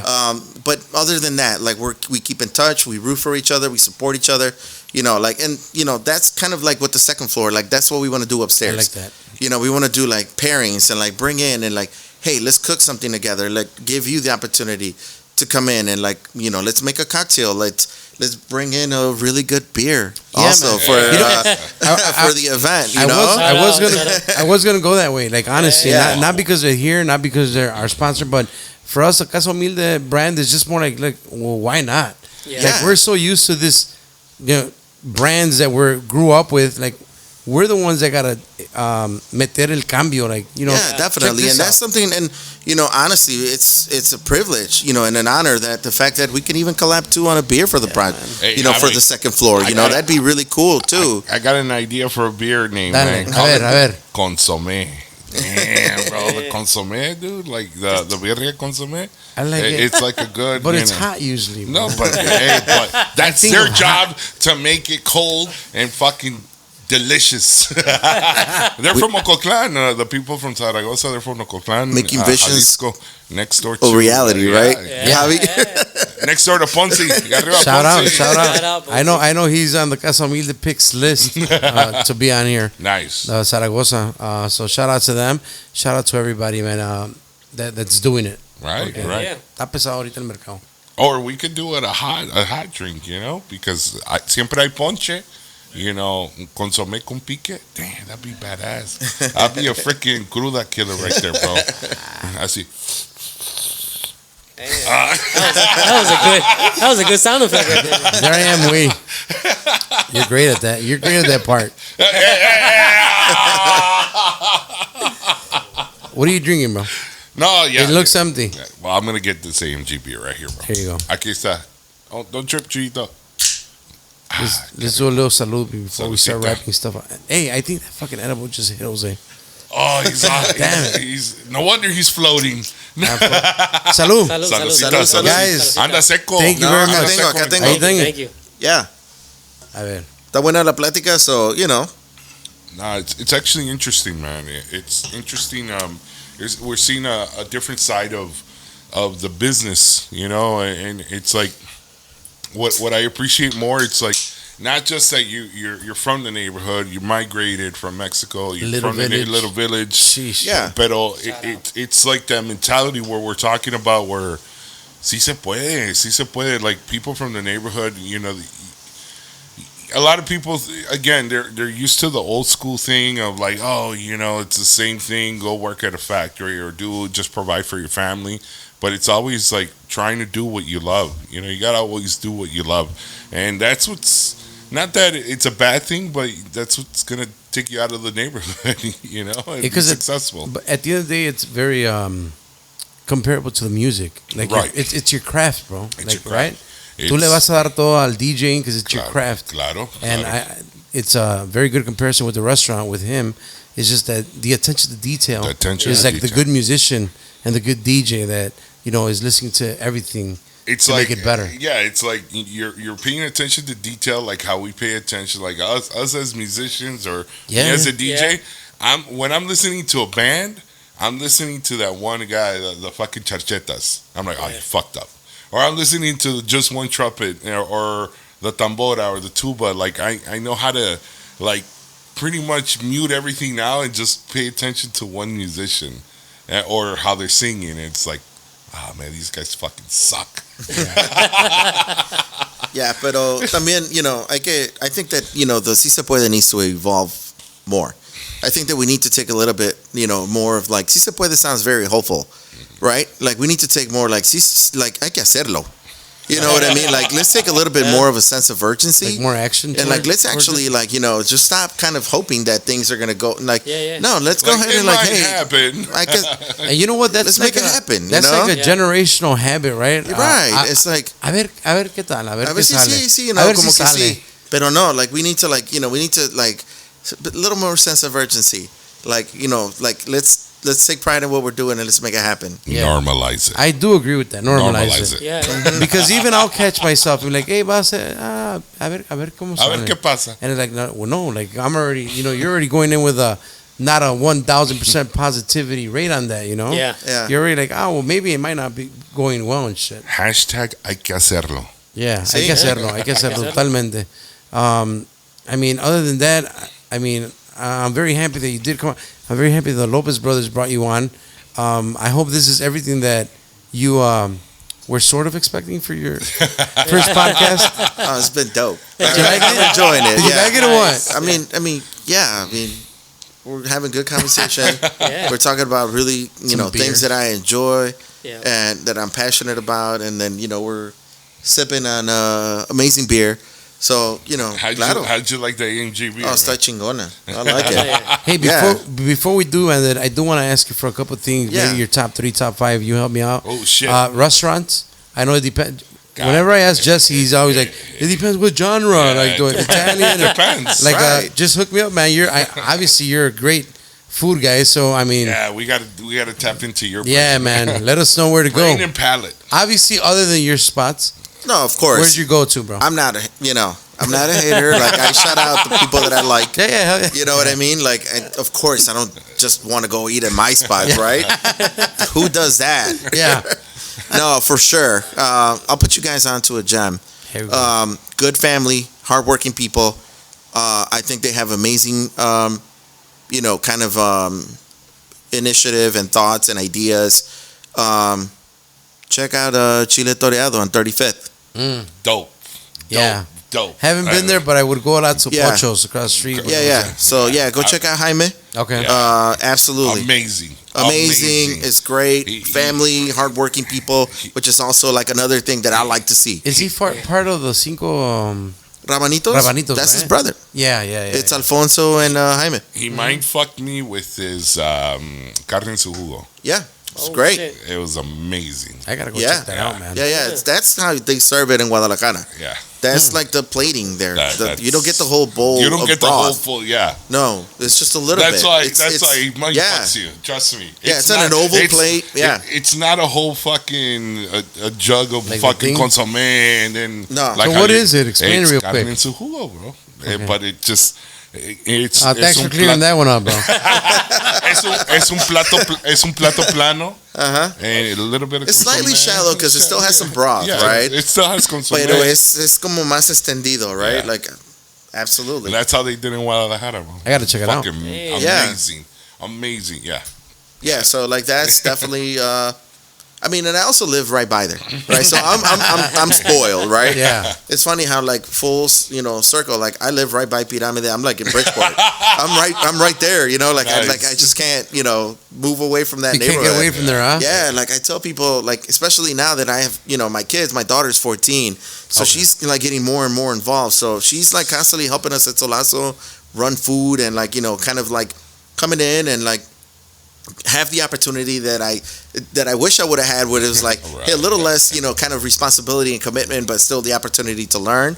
Yeah. So I'm really happy for that. And whenever we drive by there, I'm like, hey, when I was growing up, I worked in this neighborhood, and like, this was what was happening. And my uncle wanted me to walk into the Jewel Asco con el gorrito de taquero y el mandil. And then I'm like, tío, like, come on, like I'm 16, like yo todo chiviado, and he's like, no se quite el gorro, and I'm like, tío, pero no, ¿cómo cree? Like, ¿cómo cree, tío? Like, ¿cómo que voy a entrar con tú y el gorro? Sí, para que sepan que usted es taquero. And I'm like, oh. Hell yeah, that pride, baby. Yeah, no. Yeah. I would walk up to Jewel y luego lo amarraba ahí de un carrito y me metía y de salida me lo volví a poner. Sí, tío.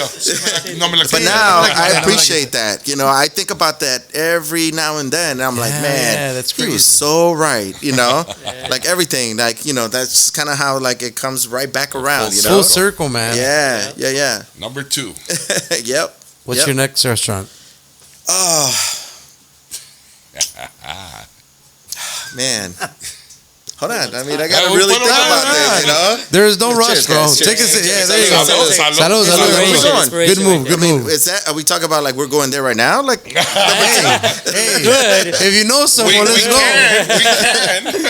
If it's open. If they open the spot for us, Yeah. well, we can. We're down. He's in deep thought right now. oh Yeah. man, He's like, damn, they're gonna be watching this. right? Like, what do I say? Man, what's another good spot, Javi? Where we usually hit up? We're going to Doves after this? No, I'm serious. I'm serious. Jesse's down. I'm down. Yeah, you're fucking one bottle in. I'm- Is that done? I'm The bottle over there done. done? It's done. It's Sheesh. done. It's done. Sheesh. And I'm mixing it in already. So Heck yeah. I'm down to. Where's the Monday spots? Oh, it is Monday. Yeah. It is Monday. Oh shit. Like, oh, crap. It is Monday. I mean, food that I enjoy, right? Let's talk about that first. Yeah, whatever. Obviamente me gusta mariscos.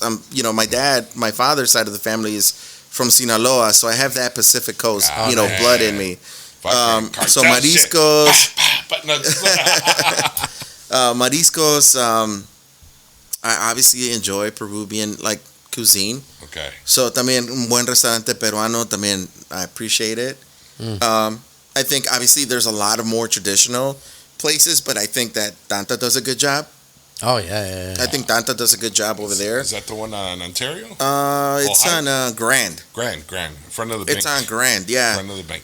Good people. Again, you know, Jesus Salgado, the chef, one of the chefs there. You know, he's actually doing another spot right now in the East Coast. But Next Peruvian? it's peruano. Yeah, so you know, I like that. You know, kind of like Hold on to Latino number 3. roots. Hold on to number 3. Talk among yourselves. I can't hold it. God damn, Yeah, Jesse. platter. A ver, Another one? pásalas por acá. Acá también tenemos. Pásalas para acá, José. Si no se van a calentar, mejor déjalas allá en la hielerita. Well, they're not fully. You want one? I'd rather wait. Yeah, I'm gonna have one. I don't give a fuck. We'll wait for Jesse so we can wrap it up. He doesn't want you to say number 3 yet. Right. God damn it. Well, it gives me extra time, but it's not helping at all either. You know, it's kind of hard. You know, We'll make you do 3 only. We don't. You we know- won't commit you to Yeah. 5. You know, here's the thing. Like, and here's the way I think. You know, like a lot of people ask me even like with like sports, right? And I look at it very similar to like because it's competitive at some point. You're you know you care about what you're doing. Okay. So you know, for me, always people ask me like kind of like, hey, you know, who's your favorite team? You know, that's a big question that comes up, right? Like, who's your favorite team? And I always tell people like, you know, I don't have a favorite team. I think I have a favorite player and why I like them and why I follow the team that they're on. But I don't think that I've always been like a diehard like, hey, I'm gonna be this team like fan. I don't care if they lose. Like I'm still gonna be like mad and support and like that. I never grew up that way. So you know, for me, it's always been about players, right? So growing up here, my top 3 sports are in this order: basketball, baseball, and football. I'm not a huge soccer guy. Yeah. Sorry to break people's heart. Disappoint you. I don't Join mean the to club. disappoint you. Join the club. We're the same way. Yeah. Yeah, I don't mean to disappoint. You and Fry probably don't know what's going on in the World I hope Cup. I'm not ruining any soccer sponsorships here. FIFA, we're still good to cater your parties, FIFA. Don't worry. So yeah, so you know, for me, that's kind of like I know, you know, to me, people ask me this, like, who's your favorite player? And I always ask them, like, are you asking me who's my favorite player, or who do I think is the best player? Because I think the different. best basketball player is Michael Jordan. Hands down? Yeah, my favorite player is Kobe Bean Bryant. You know, but that's just a personal preference because work ethic. So he's your favorite player? He's my favorite player. Jordan's the best player. Jordan's the best player. Okay. So that's I like why, kind of like how I look at it. Yeah. I'm not arguing that he's better. I'm just saying that I really enjoy his drive, work ethic, what he stood for, the way that, you know, he came up. Like for me, that was like kind of how I view things. So like when you tell me about restaurants, it's kind of like a similar thing. It's like making me pick a team, right? And I'm I like, see it. I don't know, bro. Like, Yeah, I yeah. like the langostinos here. I like the carne de jugo there. I like the That's fair, man. cochinita Yeah. pibil there. So that's kind of how I look at it. I don't have a place that I'm like, yo, like These are my fucking top ones. Yeah, exactly. So like same thing. Like That's kind of like Jesse's answer. I asked Jesse because he's a foodie, and he's like, "Well, it depends." yeah, exactly. Yeah. And can the see reason that. why I shout out Chile Torneados because I think they're great people, and I think I support them. I like going there. My family likes going there. Same thing with like Pocho. It's a dope brunch idea. You know what I mean? I give them a bunch of credit, and I hope they they do really well now that they're going to be opening up in Pilsen, which is like a great catch for them. Right. I'm so happy for them. The same thing. Hardworking people, family. Like we love supporting them. Like I put my family on. My mom immediately took my late uncle before his passing. Immediately took him like you got to come try this place and everything. So that was dope. So I'm really happy and excited for what they're doing too. I love to support. Yeah. So I'm assuming number 3 was Pochos. No. Yes. We're still kind of going. still kinda We're only gonna keep them at 3 though. Oh, okay. I told them it's hard. It is. It's It a is. tough one, man. But I go in categories. Like Right. it has to be a pizza spot, hot dog You got a spot, pizza spot? I do have a pizza Yeah. spot. What's your pizza spot? Little Frank's in Burbank, 79th and Narragansett. Little Frank's in, you said Burbank? Yeah, it's a I little. mean, I got a lot That's of your family in top- a Burbank. little, so- little hole spot. in the wall. That's my Yeah. top. Top That's spot. my Yeah. top spot. Have you tried? I got a couple that are in the neighborhood. I'm spoiled by around I'm really good. around restaurants. here? I'm a neighborhood guy. Yeah, I'm in Bridgeport, so yeah, what do you like? Yeah. I have Phil's. Phil's is good. Obviously it has its days. That's in my Like top all 10. the restaurants, like it's not. Yeah. It's not a machine. So sometimes. It's in my top. It's in my top 10, but it's Yeah, not my Phil's top. has its moments where like it could really have like it could be the best pizza ever. Yeah. You know what I mean? But yeah, They- Phil's. They still have fennel in their sausage, so Yes. that's why I like that. Have you tried pizza, fried chicken, and ice cream? Oh, that's Maria's. Yes, by Maria's Packaged Goods, which Juan, the chef over at Kimski's, he's having a cold clothing drive at Solazo. Oh, there you go. Yeah, in the next coming week. So Juan, I love Juan. I think he. Plug us up, man. Yeah. He does a really good job with working with the community, always thinking ahead and being kind of like always in a leadership role when it comes to those things. Like looking for people that are less fortunate. Nice. So I enjoy really we do San de Lazo. So he comes out, he brings some DJs, and then like this next time that he's going to be out here, I'm going to check the date again, but I'm pretty sure it's either the 18th or the 19th that Sunday. So we're having just kind of like, hey, 18th. bring 18th. So come, bring some of those gently used or new, donations. We're gonna be like hooking you up with some Malord, some Chicago vibes in there. Yeah. So My Lord, yeah. So he put me on to pizza.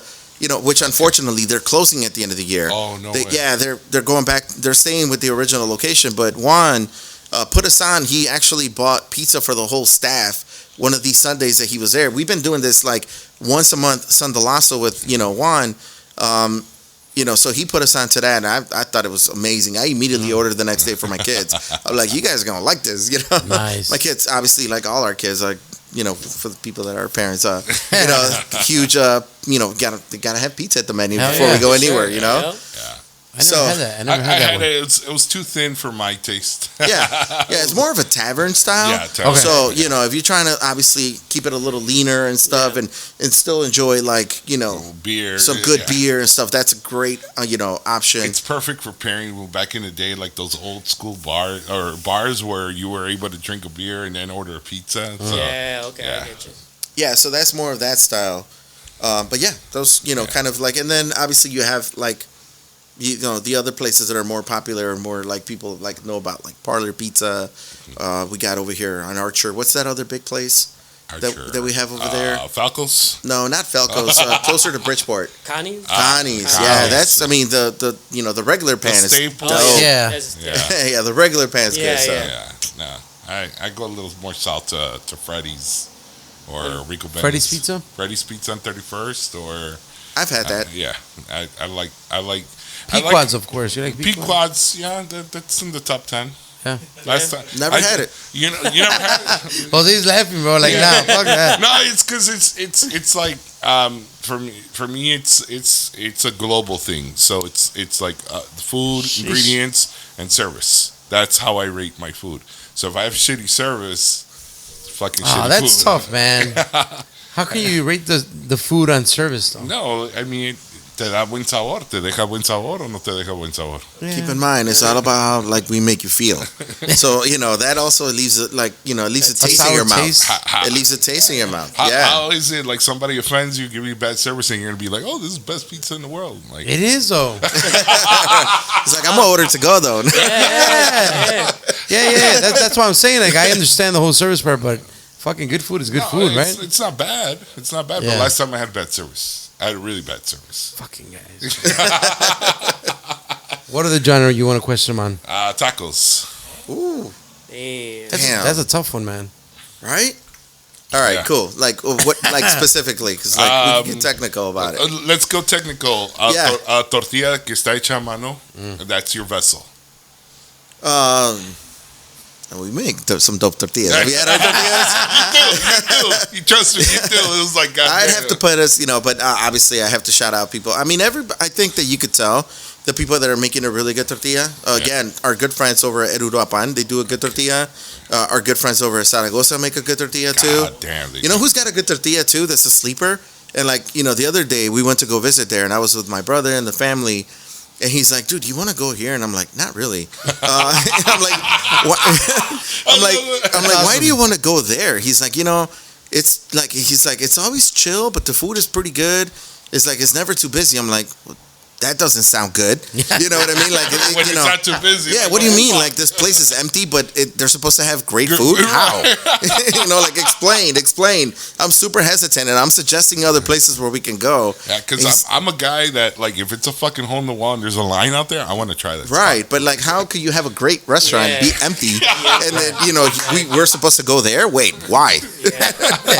Anyhow, we end up there at Cinco Estrellas, believe it or not, on 59th and, like, California. Oh, shit. It's old school. Like, they do a lot of musicians, like old school musicians. They do it. Sorry, I won't use the word old school, but you know what I mean. No, I'm only saying this because, like, tengo una tía que she canta. Yeah. Mi tía se llama Griselda Barajas, and she's an amazing mariachi singer. Shout out. Yes. Saludos. Yeah, so canta, she sings there. And, Nice. it's definitely... 59th in California? Yeah, it's like that bolero kind of vibe. It's 59. It's that era. Like 'Cause they're- Sacramento. okay, It's yeah, like not 59 it's not Not on in California. not It's on near California, but Okay. it's not right on California. I want to say it's either Sacramento or the other way, but you know why I know about Cinco Estrellas? Because they still do, to this day, do old school radio remotes at their, like, It used to be called something else before? no, it was always called Always Cinco Cinco Estrellas, Estrellas. okay. Or like, text me. No, yeah. They still do radio remotes. Oh, like, they shit. still They broadcast. still do from that there. kind of. I'm Like telling you, old- it's like that bolero era there. Yeah. And it's like, you could tell, that's what they're like emphasizing, and like the artists that they bring in is that style of Old music. school. And mi tía ahí canta. No. So way. the other day, like when Martin suggested that we go there, I'm like, why? Why? But no, it was really good. Actually, I was pleasantly surprised. I was like, I want to all right, try that. all right. Hell Because, yeah. Yeah. Try the tortillas, because like I learned that I started seeing that they started ordering were like items that were made with masa, and I'm like, oh, so like, okay, so this is the route. This is what I should be ordering, right? Anything that includes them, Going, no. using their Yeah. masa. Nice. All right. The masa's So, a yeah. star. Yeah. Yeah. Hot dog. Or you're not a hot Are dog? you a hot I dog am. man? Yeah. I am. Hell yeah, man. Are you Old Hebrew or Vienna? Vienna. Okay, Hell yeah. Vienna. Snap. Yeah, get that snap. I actually, so I'm currently talking with the people that own Hey Buds, which was Solazo was at. Yeah. So- they used to do some badass fucking fries there, bro. They used to put some seasoned salt on it. I don't know because I never dined there. I did. Yeah. I'm like, I did. But so I'm Because I talking was with. in high school. I thought he was going to say, like, I was- got that shit. No. So Jesse was the owner of Hey Buds, And his son is, obviously, he's came into Solazo, and I talked about doing something like for their would have been anniversary. I want to do a cholo. I want to do a Mexican dog at Solazo. I like the name. Yeah. I like the name. Bacon wrap. Yeah, And, I got some other ideas, but he's yeah. dropping the bomb. But yeah. So I want to do a cholo, which is obviously a Mexican dog. Yeah. So like that's what I want to do, and what With would an have X. been their anniversary. I But like that. obviously, ballpark dogs are amazing. Like anywhere that you go to Sox games, Sox obviously, is the shit, man. you Thursday get. dollar dogs. Is that Man. there? And I you look- guys still don't fill up the. Oh, we're not gonna get technical, man. Right, but overall, listen, like the dogs at the games are dope. Yeah. Jackie's over here. Yes. That's a staple. Yeah. You know what I mean? Big baby. Big Yes. baby. I mean, I grew up, in the neighborhood, so Jackie's. Con ketchup or sin ketchup? They don't say ketchup. They say You're ketchup. cool with ketchup or no? Yeah, of You course, ain't no I do. Gene and Jude's kind of I'm just a- mustard? No. I like sauces. Obviously, I like flavors. Okay. Yeah. So yeah, I like ketchup. I like mustard too. And I like making a combination, or una mayonesa, una aioli.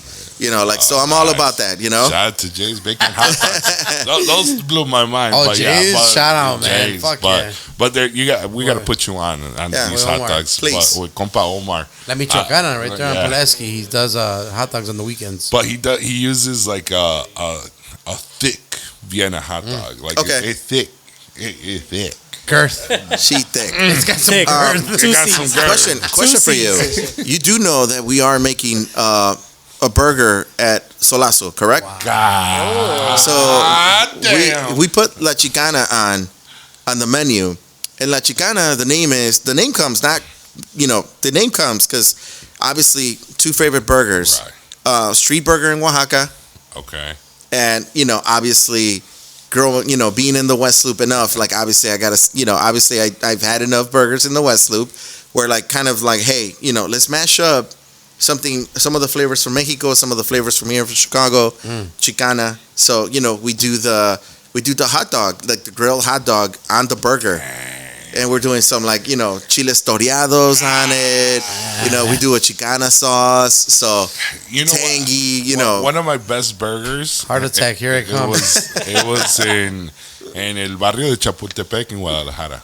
That was one of my Burgers? best burgers. Damn. Was it on a street cart? Yes, it was. Yeah, of course. And the only place. This is what I had. I had it outside of Chalaparta, which is like the late night spot in Oaxaca City. So they, traen ahí en el carrito en la plancha, like, Yes. if you want to get anything close to that, hit up Santa Monica. Like in California, they have their own something like version, that. something similar to that. But other than that, obviously you got to get down to the motherland to like get something similar to in that. the pier or Yeah, in the pier. So like outside, there's vendors like that are making like these style of burgers out in the No open. way. Damn. So yeah, I was pleasantly surprised. I didn't get a chance to enjoy one because I didn't know it was going to be available. Well, I didn't But know yeah. they had something. I didn't see any street vendors last time I went to Santa Monica, but Yeah. this was in 2019 when I was over there. Yeah, I was there in 21, and there was Yeah. like a healthy amount of them. Yeah, it was Yeah. more like it was a guy singing. He's like, "Yo, do you want to buy my CD?" I'm like, "I'm good, bro. Like, I'm fucking good, bro. Yeah. Straight out of who the fuck you is." Here's my Instagram. Last one, bro. Last one. Your favorite comfort food? Anything? Like it's your feel good. Like I need to have Takes this you back once a kinda week. thing? Once a week. Like, I'm a stress eater. okay. So whenever things happen, I like Welcome that. to the club. I like that excuse. yeah, I'm a stress eater. So like, I had a bad day. Excuse me. I'm gonna have a big meal. yeah. I'm down with that. Yeah.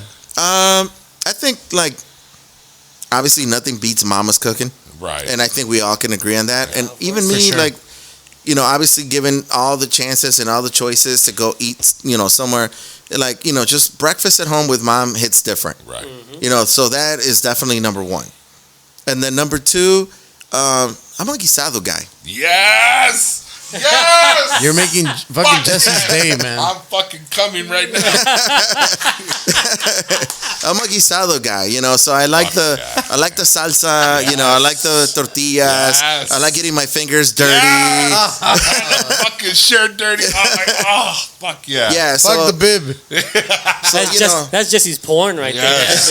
You're talking my language. that's what I'm saying. So I think Chiquisadito. I think you do have to be obviously somebody that really enjoys food, and in the great words of again my good friend Uli, food is medicine at times. Nice. You know what I mean? So like that. yeah, there's times where you're going through a tough day or you're going through a tough situation, and it does. Food is medicine. At times, and we're there. We have to obviously acknowledge that. Yep. So Guisados. Again, but bro. it has to be from home though, right? You have to- yeah. Has to be. Well, the thing is, for me, guisados, for me, something where I grew up and something that's close to my mom, and I love you, shout out to all the way in heaven. My mama, close to my mama's cooking that I could pick up like this is Nuevo Leon on 26th Street. Okay. That, they'll have the rice how she used to make it. Every Wednesday they do albondigas. Mm-hmm. Oh, fuck, man. Exactly how my mom used to make them. Awesome. Exactly how. So I showed up on a Wednesday, last minute, and they're like, we got albondigas. I'm like, how the fuck did you know? Did you not know I was coming? Did you not know? And they're like, we have them every Yeah. Wednesday. I'm like, I'll be here every Wednesday. Sorry to No, interrupt go you, ahead. but No. I do have one more thing that I do want to share with you. Dale. Is tamales. Y los tamales, los tamales de mi course. mamá All Jose, right. that is a dish that we could trace back generations. Nice. It comes from Ameca, Jalisco. Yeah. El picadillo. Yes. You're familiar. So el Yes. picadillo es de chuleta de puerco. Yes. So lo hacemos con una salsa de 3 chiles, puya, guajillo y árbol.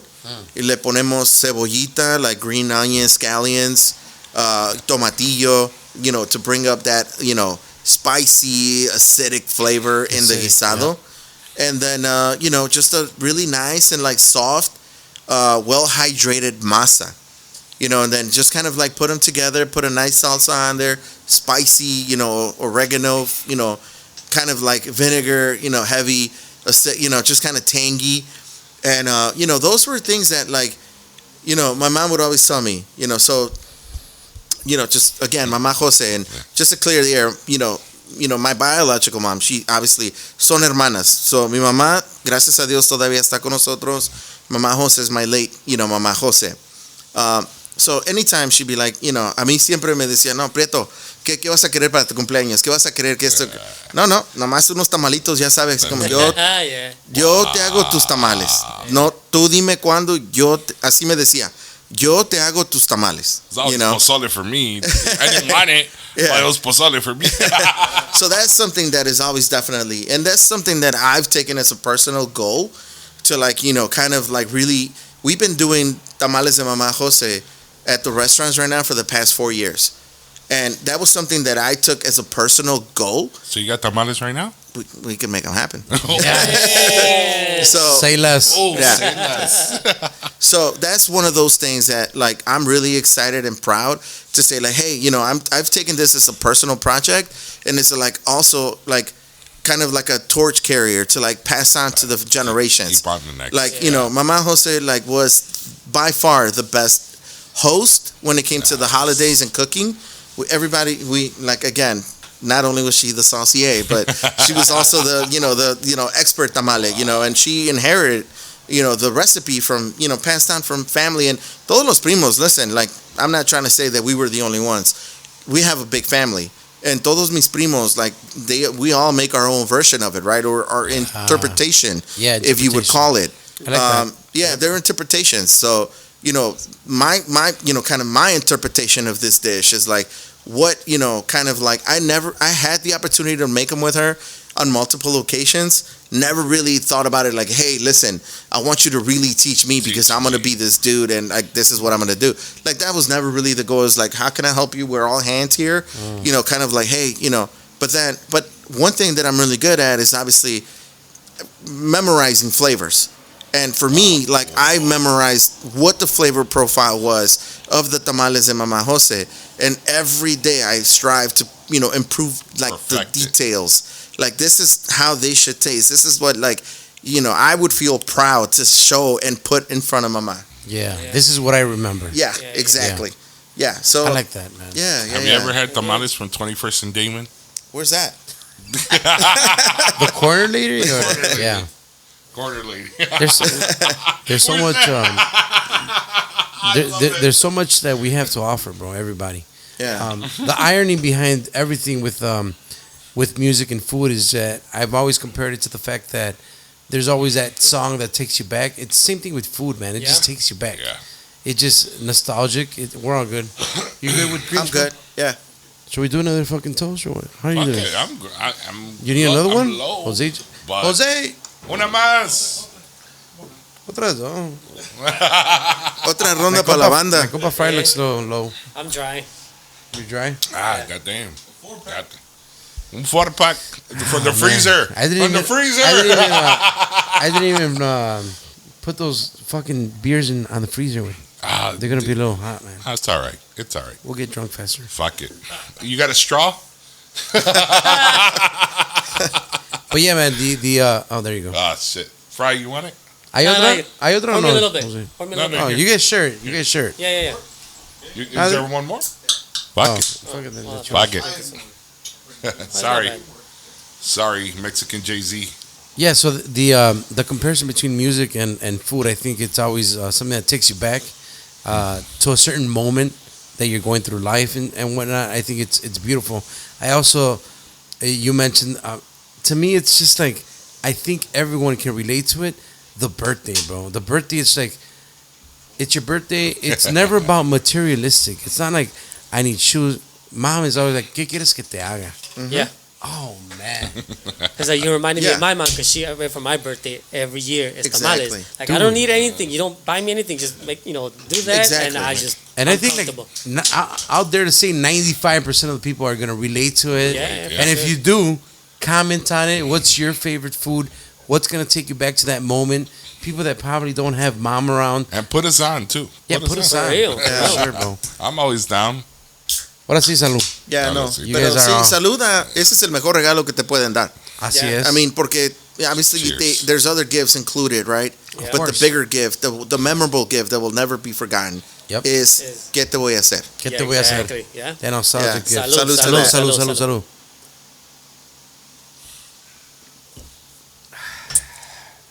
God damn. ¿Cómo andas? I'm happy, man. It was a good episode. It's an amazing episode. It's just not just because I'm a fat guy and talking about food, but it's like that I think if I wasn't a DJ, al revés, like what you are, like if you weren't in the restaurant industry, you'll be a DJ or an audio. Yeah. Para mí es al revés. Like if I wasn't a DJ, if I wasn't a voiceover artist, if I wasn't in the industry, I think I would have been like a chef or Yeah. something. The pandemic showed me.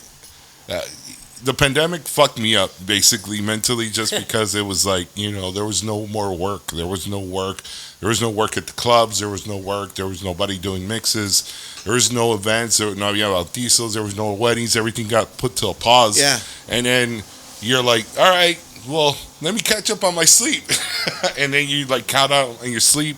You caught up on your Netflix shows, and you're like, ahora qué hago? Mm-hmm. And it was just more like I found a passion to cook. So that's something that I do on like my off time where I'm passionate about cooking, about smoking, about grilling, about knowing about meats, about knowing spice profiles, tasting. Oh, fucked up here. Let me not do this here. Yeah. Let me do this here. It was just more of it was an everyday trying to like, hey, let me try to do this. Let me try that. Let me try this.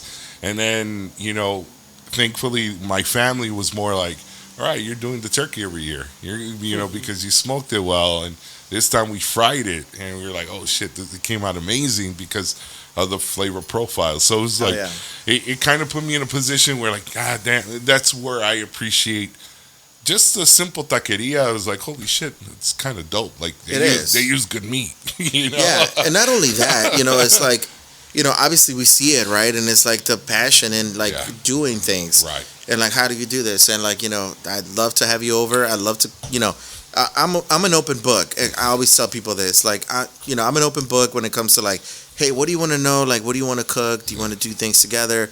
Like, I'm very easy when it comes to that, right? With, obviously holding high standards. Right. But I'm an open book.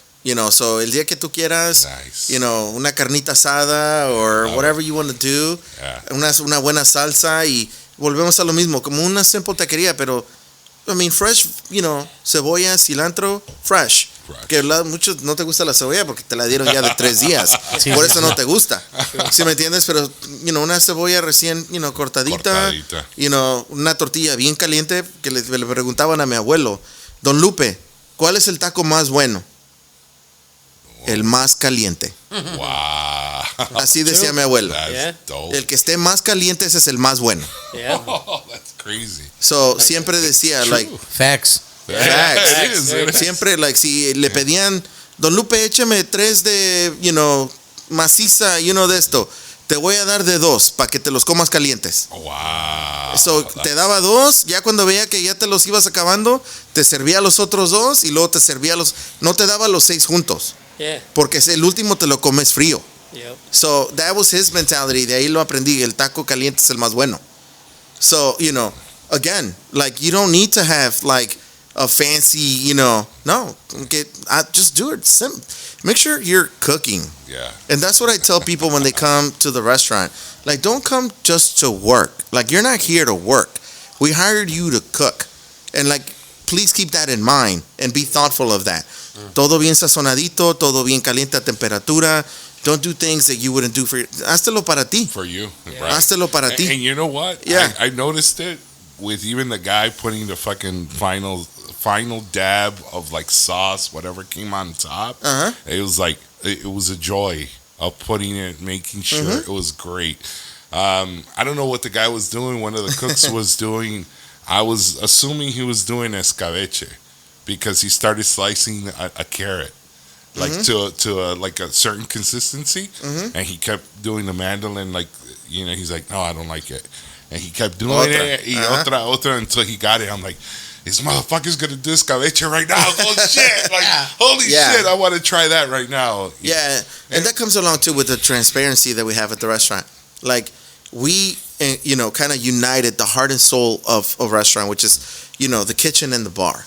Like, we want you to see what we're doing and the passion that we're putting into it. So that's, really transparent. I think that, ultimately, like, we're enjoying, the ambiance, but then we're also, like, putting on a show. Like, we're doing everything fresh in front of you. Yeah. Like, you get to see everything that you get to see us, like, succeed and fail, right? Like, if we drop something, boom, you saw us drop it, right? Yeah. If we succeeded on something, then, you celebrate with us, right? Like, that's kind of the mentality. Something I wanted to point out as well is the first taco I ordered, I told them no onion y le pusieron cebolla. Triste. And they're like, I'm like, I'll just take it off. It's all right, And they're like, no. Let me make you another one. I'm like, no, like, it's wasting food. I'm like, just charge me, just put it to the side. And they're like, no, let me make you another one. I'm like, okay. Okay. Yeah, for all I heard both of you say you're not a big onion person. Yeah. Shock it in a little ice water, you'll think differently. Okay. Just shock it a little bit. I tried every different possible Will you give it a way. chance? I'll give it a chance. I don't know. I only do onion. What is it? It has to be like cebollitas. Yeah, something that's cooked. You don't like the fresh. I don't like fresh. Yeah. I don't even like to use the word raw, right? Like, I usually use the word fresh. Okay. Raw. You don't like fresh What's onion. the difference between raw and fresh? If you don't mind my just a description. Excuse my ignorance. No, it's just a description, right? At the end of the day, it's a description word. Fucking optic raw does sound a little. Yeah, so it sounds better to say raw dog you. It's a fresh onion. I'm gonna fresh you out or what? I'm gonna fresh the shit out of you. All right. Cheers to we've officially reached that point now. Wow. What an onion does. That's why we don't like No, onions. yeah. I only learned about that like recently, where like I do not like a fresh onion. Yeah. It's the taste, and I even went as far as to an ENT. Like I went to a doctor and I said I don't like this. The smell? The taste. I don't like the taste. Makes me gag. shoulda It makes me throw up. You should have eaten it when you had COVID, bro. No, it's still No taste like bam. No, boom, no, mordidas, fucking yeah. no, totally, yeah. It's just something that just. So you makes- don't put like onion in your pozole or your Oh, menudo? no. Para darle sabor, and that's the weird part. Yeah. Like to start a caldo or something, Yeah. or un arroz, it has to be an onion. But you know that raw onion when you put the menudo or the fucking in the pozole, you But don't on put it? top of like a topper, Yeah. I don't. You don't. No. How about enchiladas? No, you know what? And it's crazy porque compa Luis, el Rancho Los Guzman, they do some fire enchiladas ahí en el rancho. And one time I'm DJing, me trajeron un plato and I ate. I'm like, damn, enchiladas. And it had onion, bro. I almost threw up. Right there. And I'm just like, it doesn't taste bad. I just don't like onion. Sorry. Wow. Yeah, it was bad. Was that after you ate them or no? After I ate. You're lying then, bro. You're like, let me just eat these six fucking enchiladas. I didn't eat all of them. Hey, by the way, there's No, fuck. it was the first one. It was the first bite. It's like, and then I taste it, and you're like, oh no, it's over. Like, I get it. I'm the same with aguacate, bro. Yeah, I can't have aguacate. You can't trick me either. So what's gonna happen if they put a aguacate? No, I in your don't need torta? it. I don't need it. No, but what if they trick you? You're like, oh shit, there's an aguacate. Well, no. I What just do you don't. do? They won't trick me. I just I can tell. Yeah.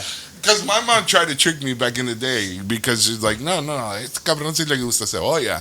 Ahorita, si no le gustaba, ahorita le va a gustar. And then I was like, "Ah." And then one time, I was like, Mami, me haces un sándwich, pero sin cebolla. And she was cutting onion, and with that same knife, she fucking put like the mayonnaise on it. Oh. So I was Smell. like, and then she's like, pero no tiene cebolla. I'm like, I can smell it. Yeah. Taste it. Cross contamination. yeah. Yeah. Anybody they want to shout out, man, in particular before we start wrapping this up?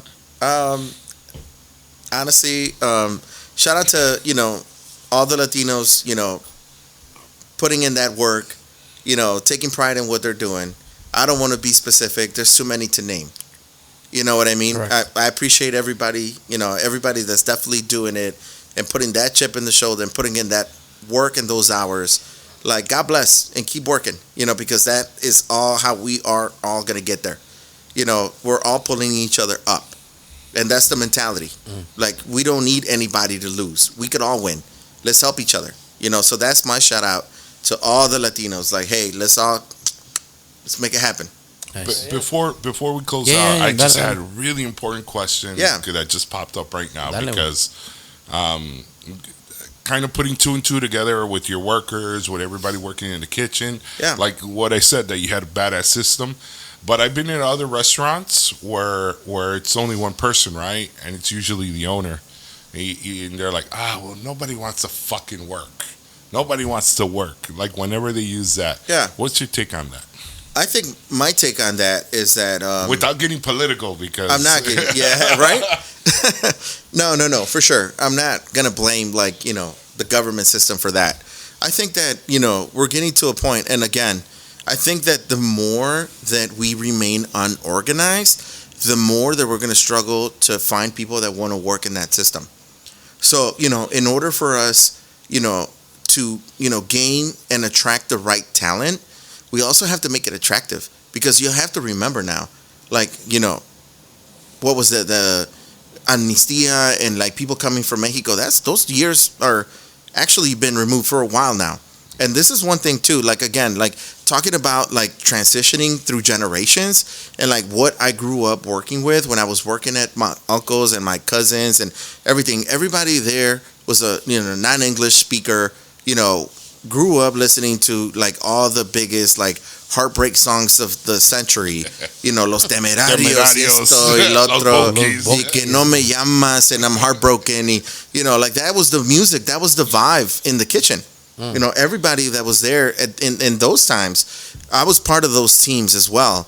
And then right now, I'm super and I'm ecstatic, and I can't even tell you how excited I am that I have a bunch of like Chicago kids, culinary focused, interested professionals working the line and in the kitchen with us. Everybody's an English speaker at Solazo in the kitchen. That's badass. You know, we listen to hip hop. We listen to this. We could talk in English. We could express ourselves. We can communicate. You know, everybody's like, you know, has an opportunity or knowledge of, you know, they're comfortable with technology. So those are all things that I'm really excited about. And I think, you know, and to be quite frank, I'm not only excited, but I'm grateful that we are able to attract this type of talent. Yep. Because it all comes down to like attraction. Like, is this something? Is this a place? And this is something like, again, with the organization and the attention to details that we're working on and improving, is like, are we going to be able to attract people that actually enjoy working here and they want to be here? Because like that's what our goal should be. And I think that people that can't find help, especially when it comes down to like a smaller restaurant and things, it's again because you're not able or you're not willing to be open-minded to make updates. And, you know, I'm not even calling them changes. I'm just saying updates, because you should just update a little bit of what you're doing and maybe update the way you're thinking into like being mindful also of the people, because sometimes a lot of people, we make the mistake that you think that you hire somebody and that you're going to, you know, that you're going to task them with this and you're going to task them with that. And, you know, if they don't do what you're saying, that they're disappointing you. But you also have to think about like, how are you disappointing your team? Like, how are you thinking? How do you think? How would you enjoy, you know, with the standards that you're setting for, you know, at your establishment? Yeah. Like think about the other way. I love that. So, you know, like those are all things like we have to be mindful. And to the guest, I do want to raise that also awareness. Don't think like, you know, and I'm sure people have seen this, but don't look at it as like people trying to get rich. It's like, also think about it like, you know, one of the things that upsets me or frustrates me the most, I should say, is always the same people that criticize how much we're paying. It's also the same people that are criticizing how much we charge. So it's like, dude, like, who do you think, where do you think we're getting the money to pay people? So like, if you're expecting to find this kind of compensation, what do you think? Like, where are we going to get the resources to do it? Yep. So you have to be mindful that the price is not just because you're buying the taco. You also got to think about like, is the person making my taco like going to have the ability to have a livelihood and provide for their families? Yep. Like, be mindful of that as well. So that's all, you know, kind of like the way I look at it. It's crazy how they say that a restaurant I don't know if these numbers are right, but 70% goes to like, you know, the fruit, like vegetables, food there, and then 30% is your profit. Is that not even? It's 70% is just the cost of goods sold. Yes. Right? And then from that other, you know, percentage that you mentioned, you also have to include rent, mortgage, or lights, utilities, not to mention human errors. Yeah. Like people just happen to break 12 glasses one night. They had a bad night. You know, these are people that, you know, are at your establishment that are going to make mistakes, just like how we make mistakes. You know, like even as I tell people all the time, and we like to have like a meeting before every shift, which we call pre-shift. So it's an opportunity for us to communicate on what the expectations for the day are. You know, we make sure, like, we always like to have our team like have food before they come into work, because, you know, we don't want anybody being, you know, an empty stomach kind of hangry, you know, or anything, you know, close to that. True, so, man. Yeah, you know, because it changes the way that your experience is going to be if you have somebody that's, you know, kind of like on a stable mindset. Right. So for us, it's really important to like also communicate to them and let them know, like, hey, during pre-shift and things that might go wrong for you.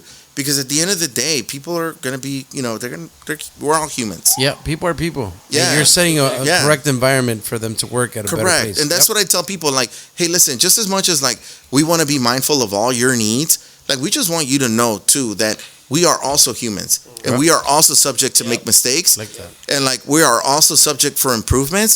So don't think because, you know, there's, like, you know, a title or there's a responsibility attached to my name that is going to, like, keep me from making a mistake. Right. So also be mindful too that I'm just a human too, and that I also have a family and I want to go home just the same way that I'm being mindful to you. Like, let's just keep that avenue open. I like that. before we end, on one Dale, more question. Sorry, man. No, There is no time limit. You know this shit. Yeah. Se me escapa, but when I was there, you were teaching the bartender how to make a drink, and he did it wrong. What was that drink? Or can you follow me that step? Because you were telling him what to do, and you're like, no, you put too much of this. And I don't know if you remember. I mean, I don't remember the actual drink, but that sounds like me. Okay. That sounds like me. And again, like, this is also part of, like, you know, why people need to, you know, I think that a lot of the times people make mistakes and they're made aware of their mistakes, but they're never followed up with, like, this is how you should do it. Like this, like every time that we make a mistake, it should be followed by an opportunity to learn, to like correct your errors. Right. You know, and I think that that's the way that it always should be communicated with people. And I think that a lot of times what happens is that you'll make an error and people will be upset at the fact that you made an error, but then they won't follow up and actually give you the time to train and learn why you made an error. Yeah. You know, that happened to me the first time that they brought me in. It was a rush day. I was in the dish pit. And then my cousin's like, dude, vente a calentar tortillas. I didn't know how to calentar tortillas. And he was so mad. And I'm like, bro, like, you never taught me. Hell Like, yeah. I'm at the dish pit. Like, what do you mean? I'm supposed to, like, all of a sudden flip the tortillas in the air? Teach me. I will make them flip in the air, but teach me. Right. You know, and I think that that's part of, like, kind of like my experience, what has made me the way that I am today. So for me, it's like, hey, listen, these are your tools. This is the recipe. Learn how to follow a recipe. Right. So if we're telling you a quarter of an ounce, you need to measure a quarter of an ounce. Like that's not, otherwise, like, just free pour them. You know what I mean? Because you have to, you know, you have to understand proper technique, and you have to hold yourself, accountable and be responsible about following a direction, because we're making it really easy for you. We're already giving you a recipe. We're not asking you to, like, replicate a guesstimation. You know what I mean? Like, we're asking you to replicate a recipe. Yeah. Like, this is what you need to learn. And this is, again, like, when you have that opportunity to learn this in the neighborhood, in the community, it prepares you to, like, go work at wherever you want to go.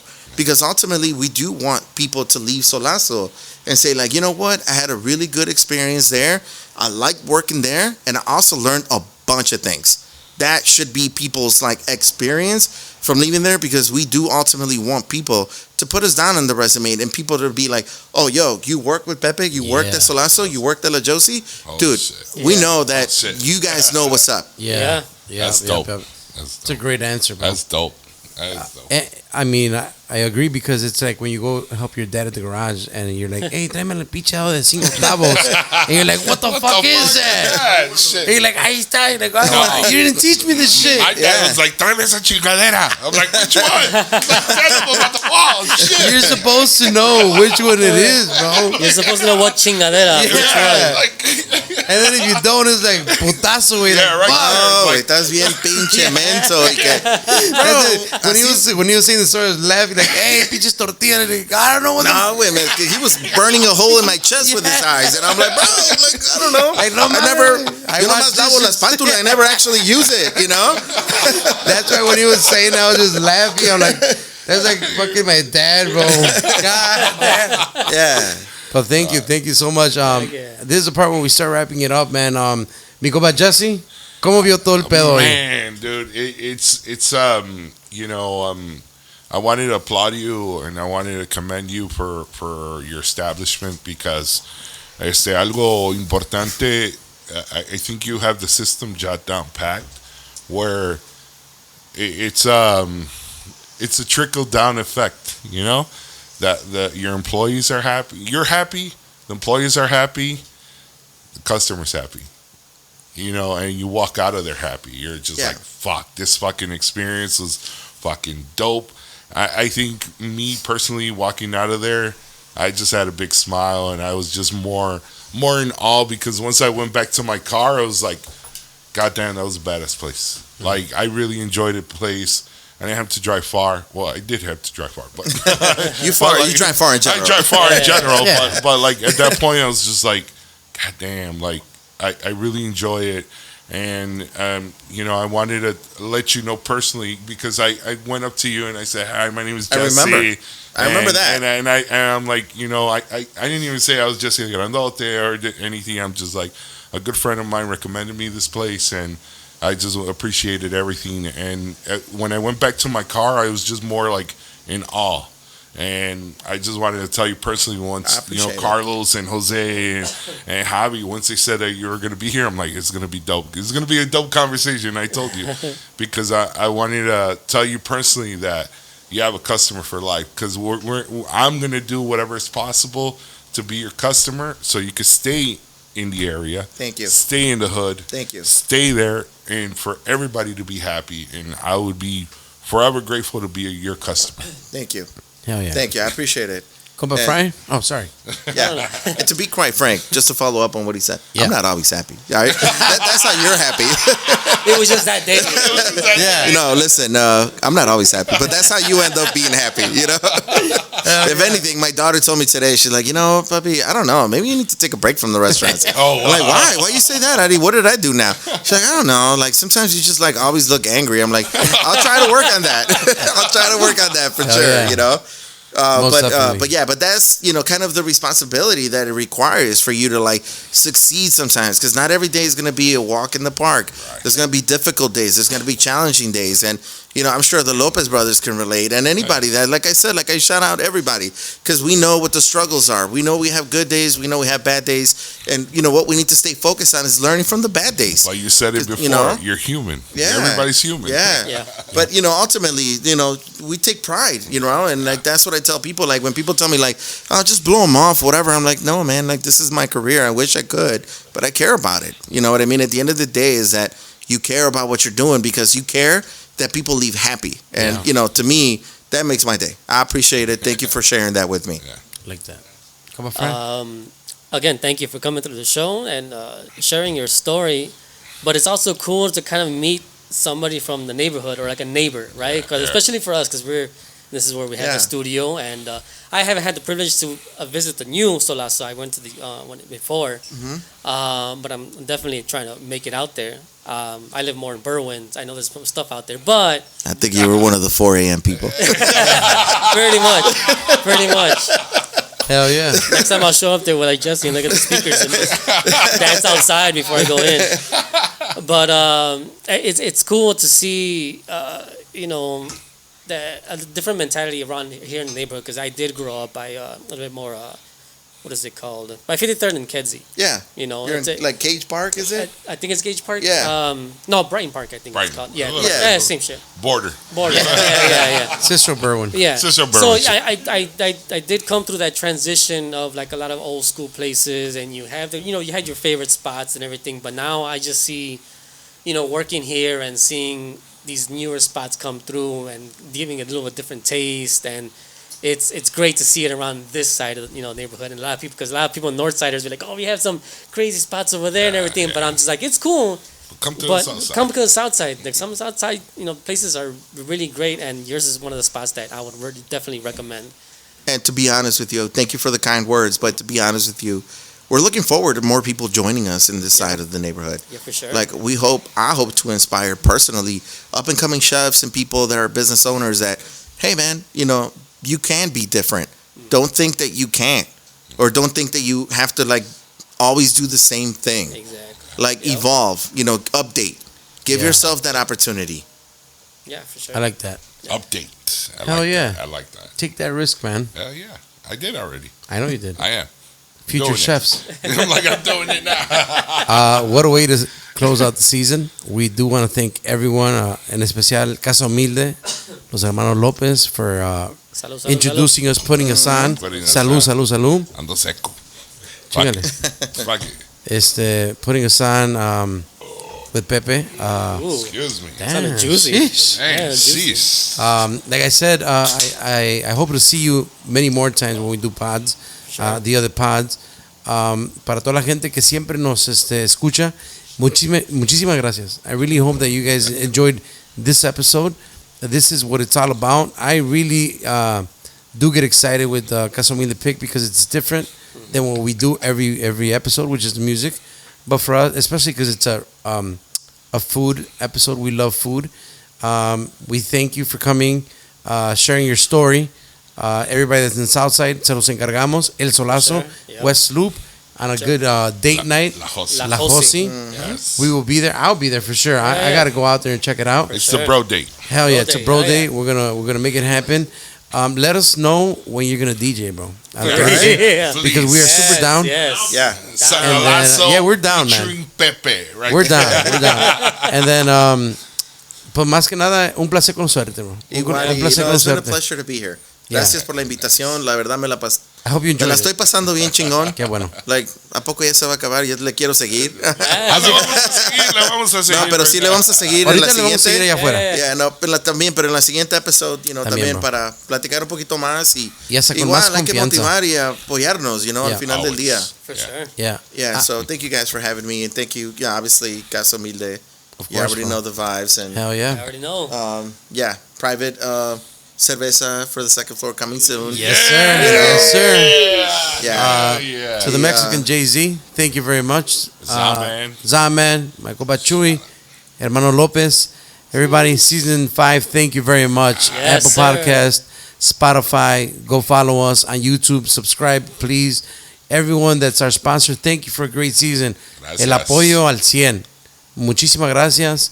Nos vemos for Stay tuned for season season 6, six. the young season, coming up soon. Pepe, thank you very much, buddy, bro. Thank Les you very much. encargamos LV Inc. on Spotify. LV Inc. is on Oh, Spotify. Hey, I got that hey. new Banda Nueva Azteca is going to come out Oh. too. 2 albums coming out. If you know, you know. Read a book. Ya se la saben, la pura positiva, viejones. Salud. Ahí estamos. El Wattpad.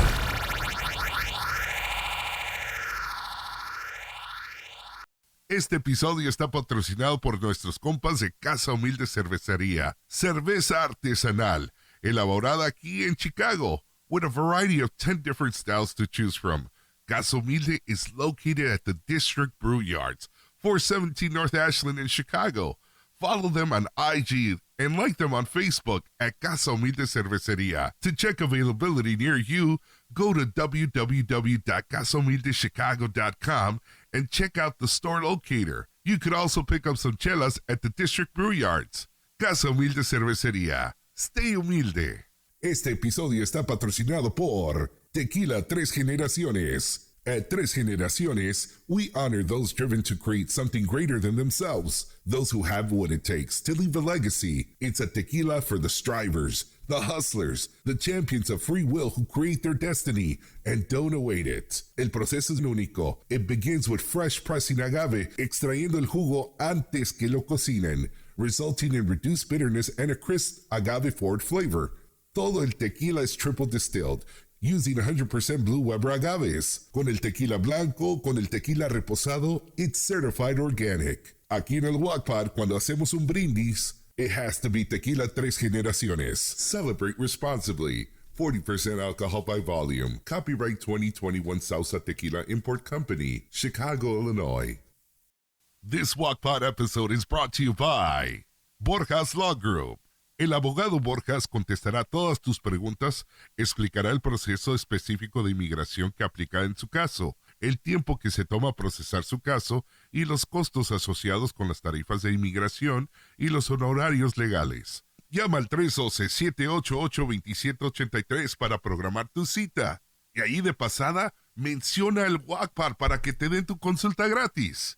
This episode is brought to you by Rancho Los Guzman. Hands down, one of the most beautiful rancho-style venues there is in the Chicagoland area. They offer all the necessary services so that your next event is unforgettable. From weddings, quinceañeras, VIP private events, and holiday corporate events. Relax and enjoy while they take care of every single detail. Book your next event at Rancho Los Guzman, 2225 Maple Road in Joliet. For more information, call 815-200-4713 or check out their website at rancholosguzman.com.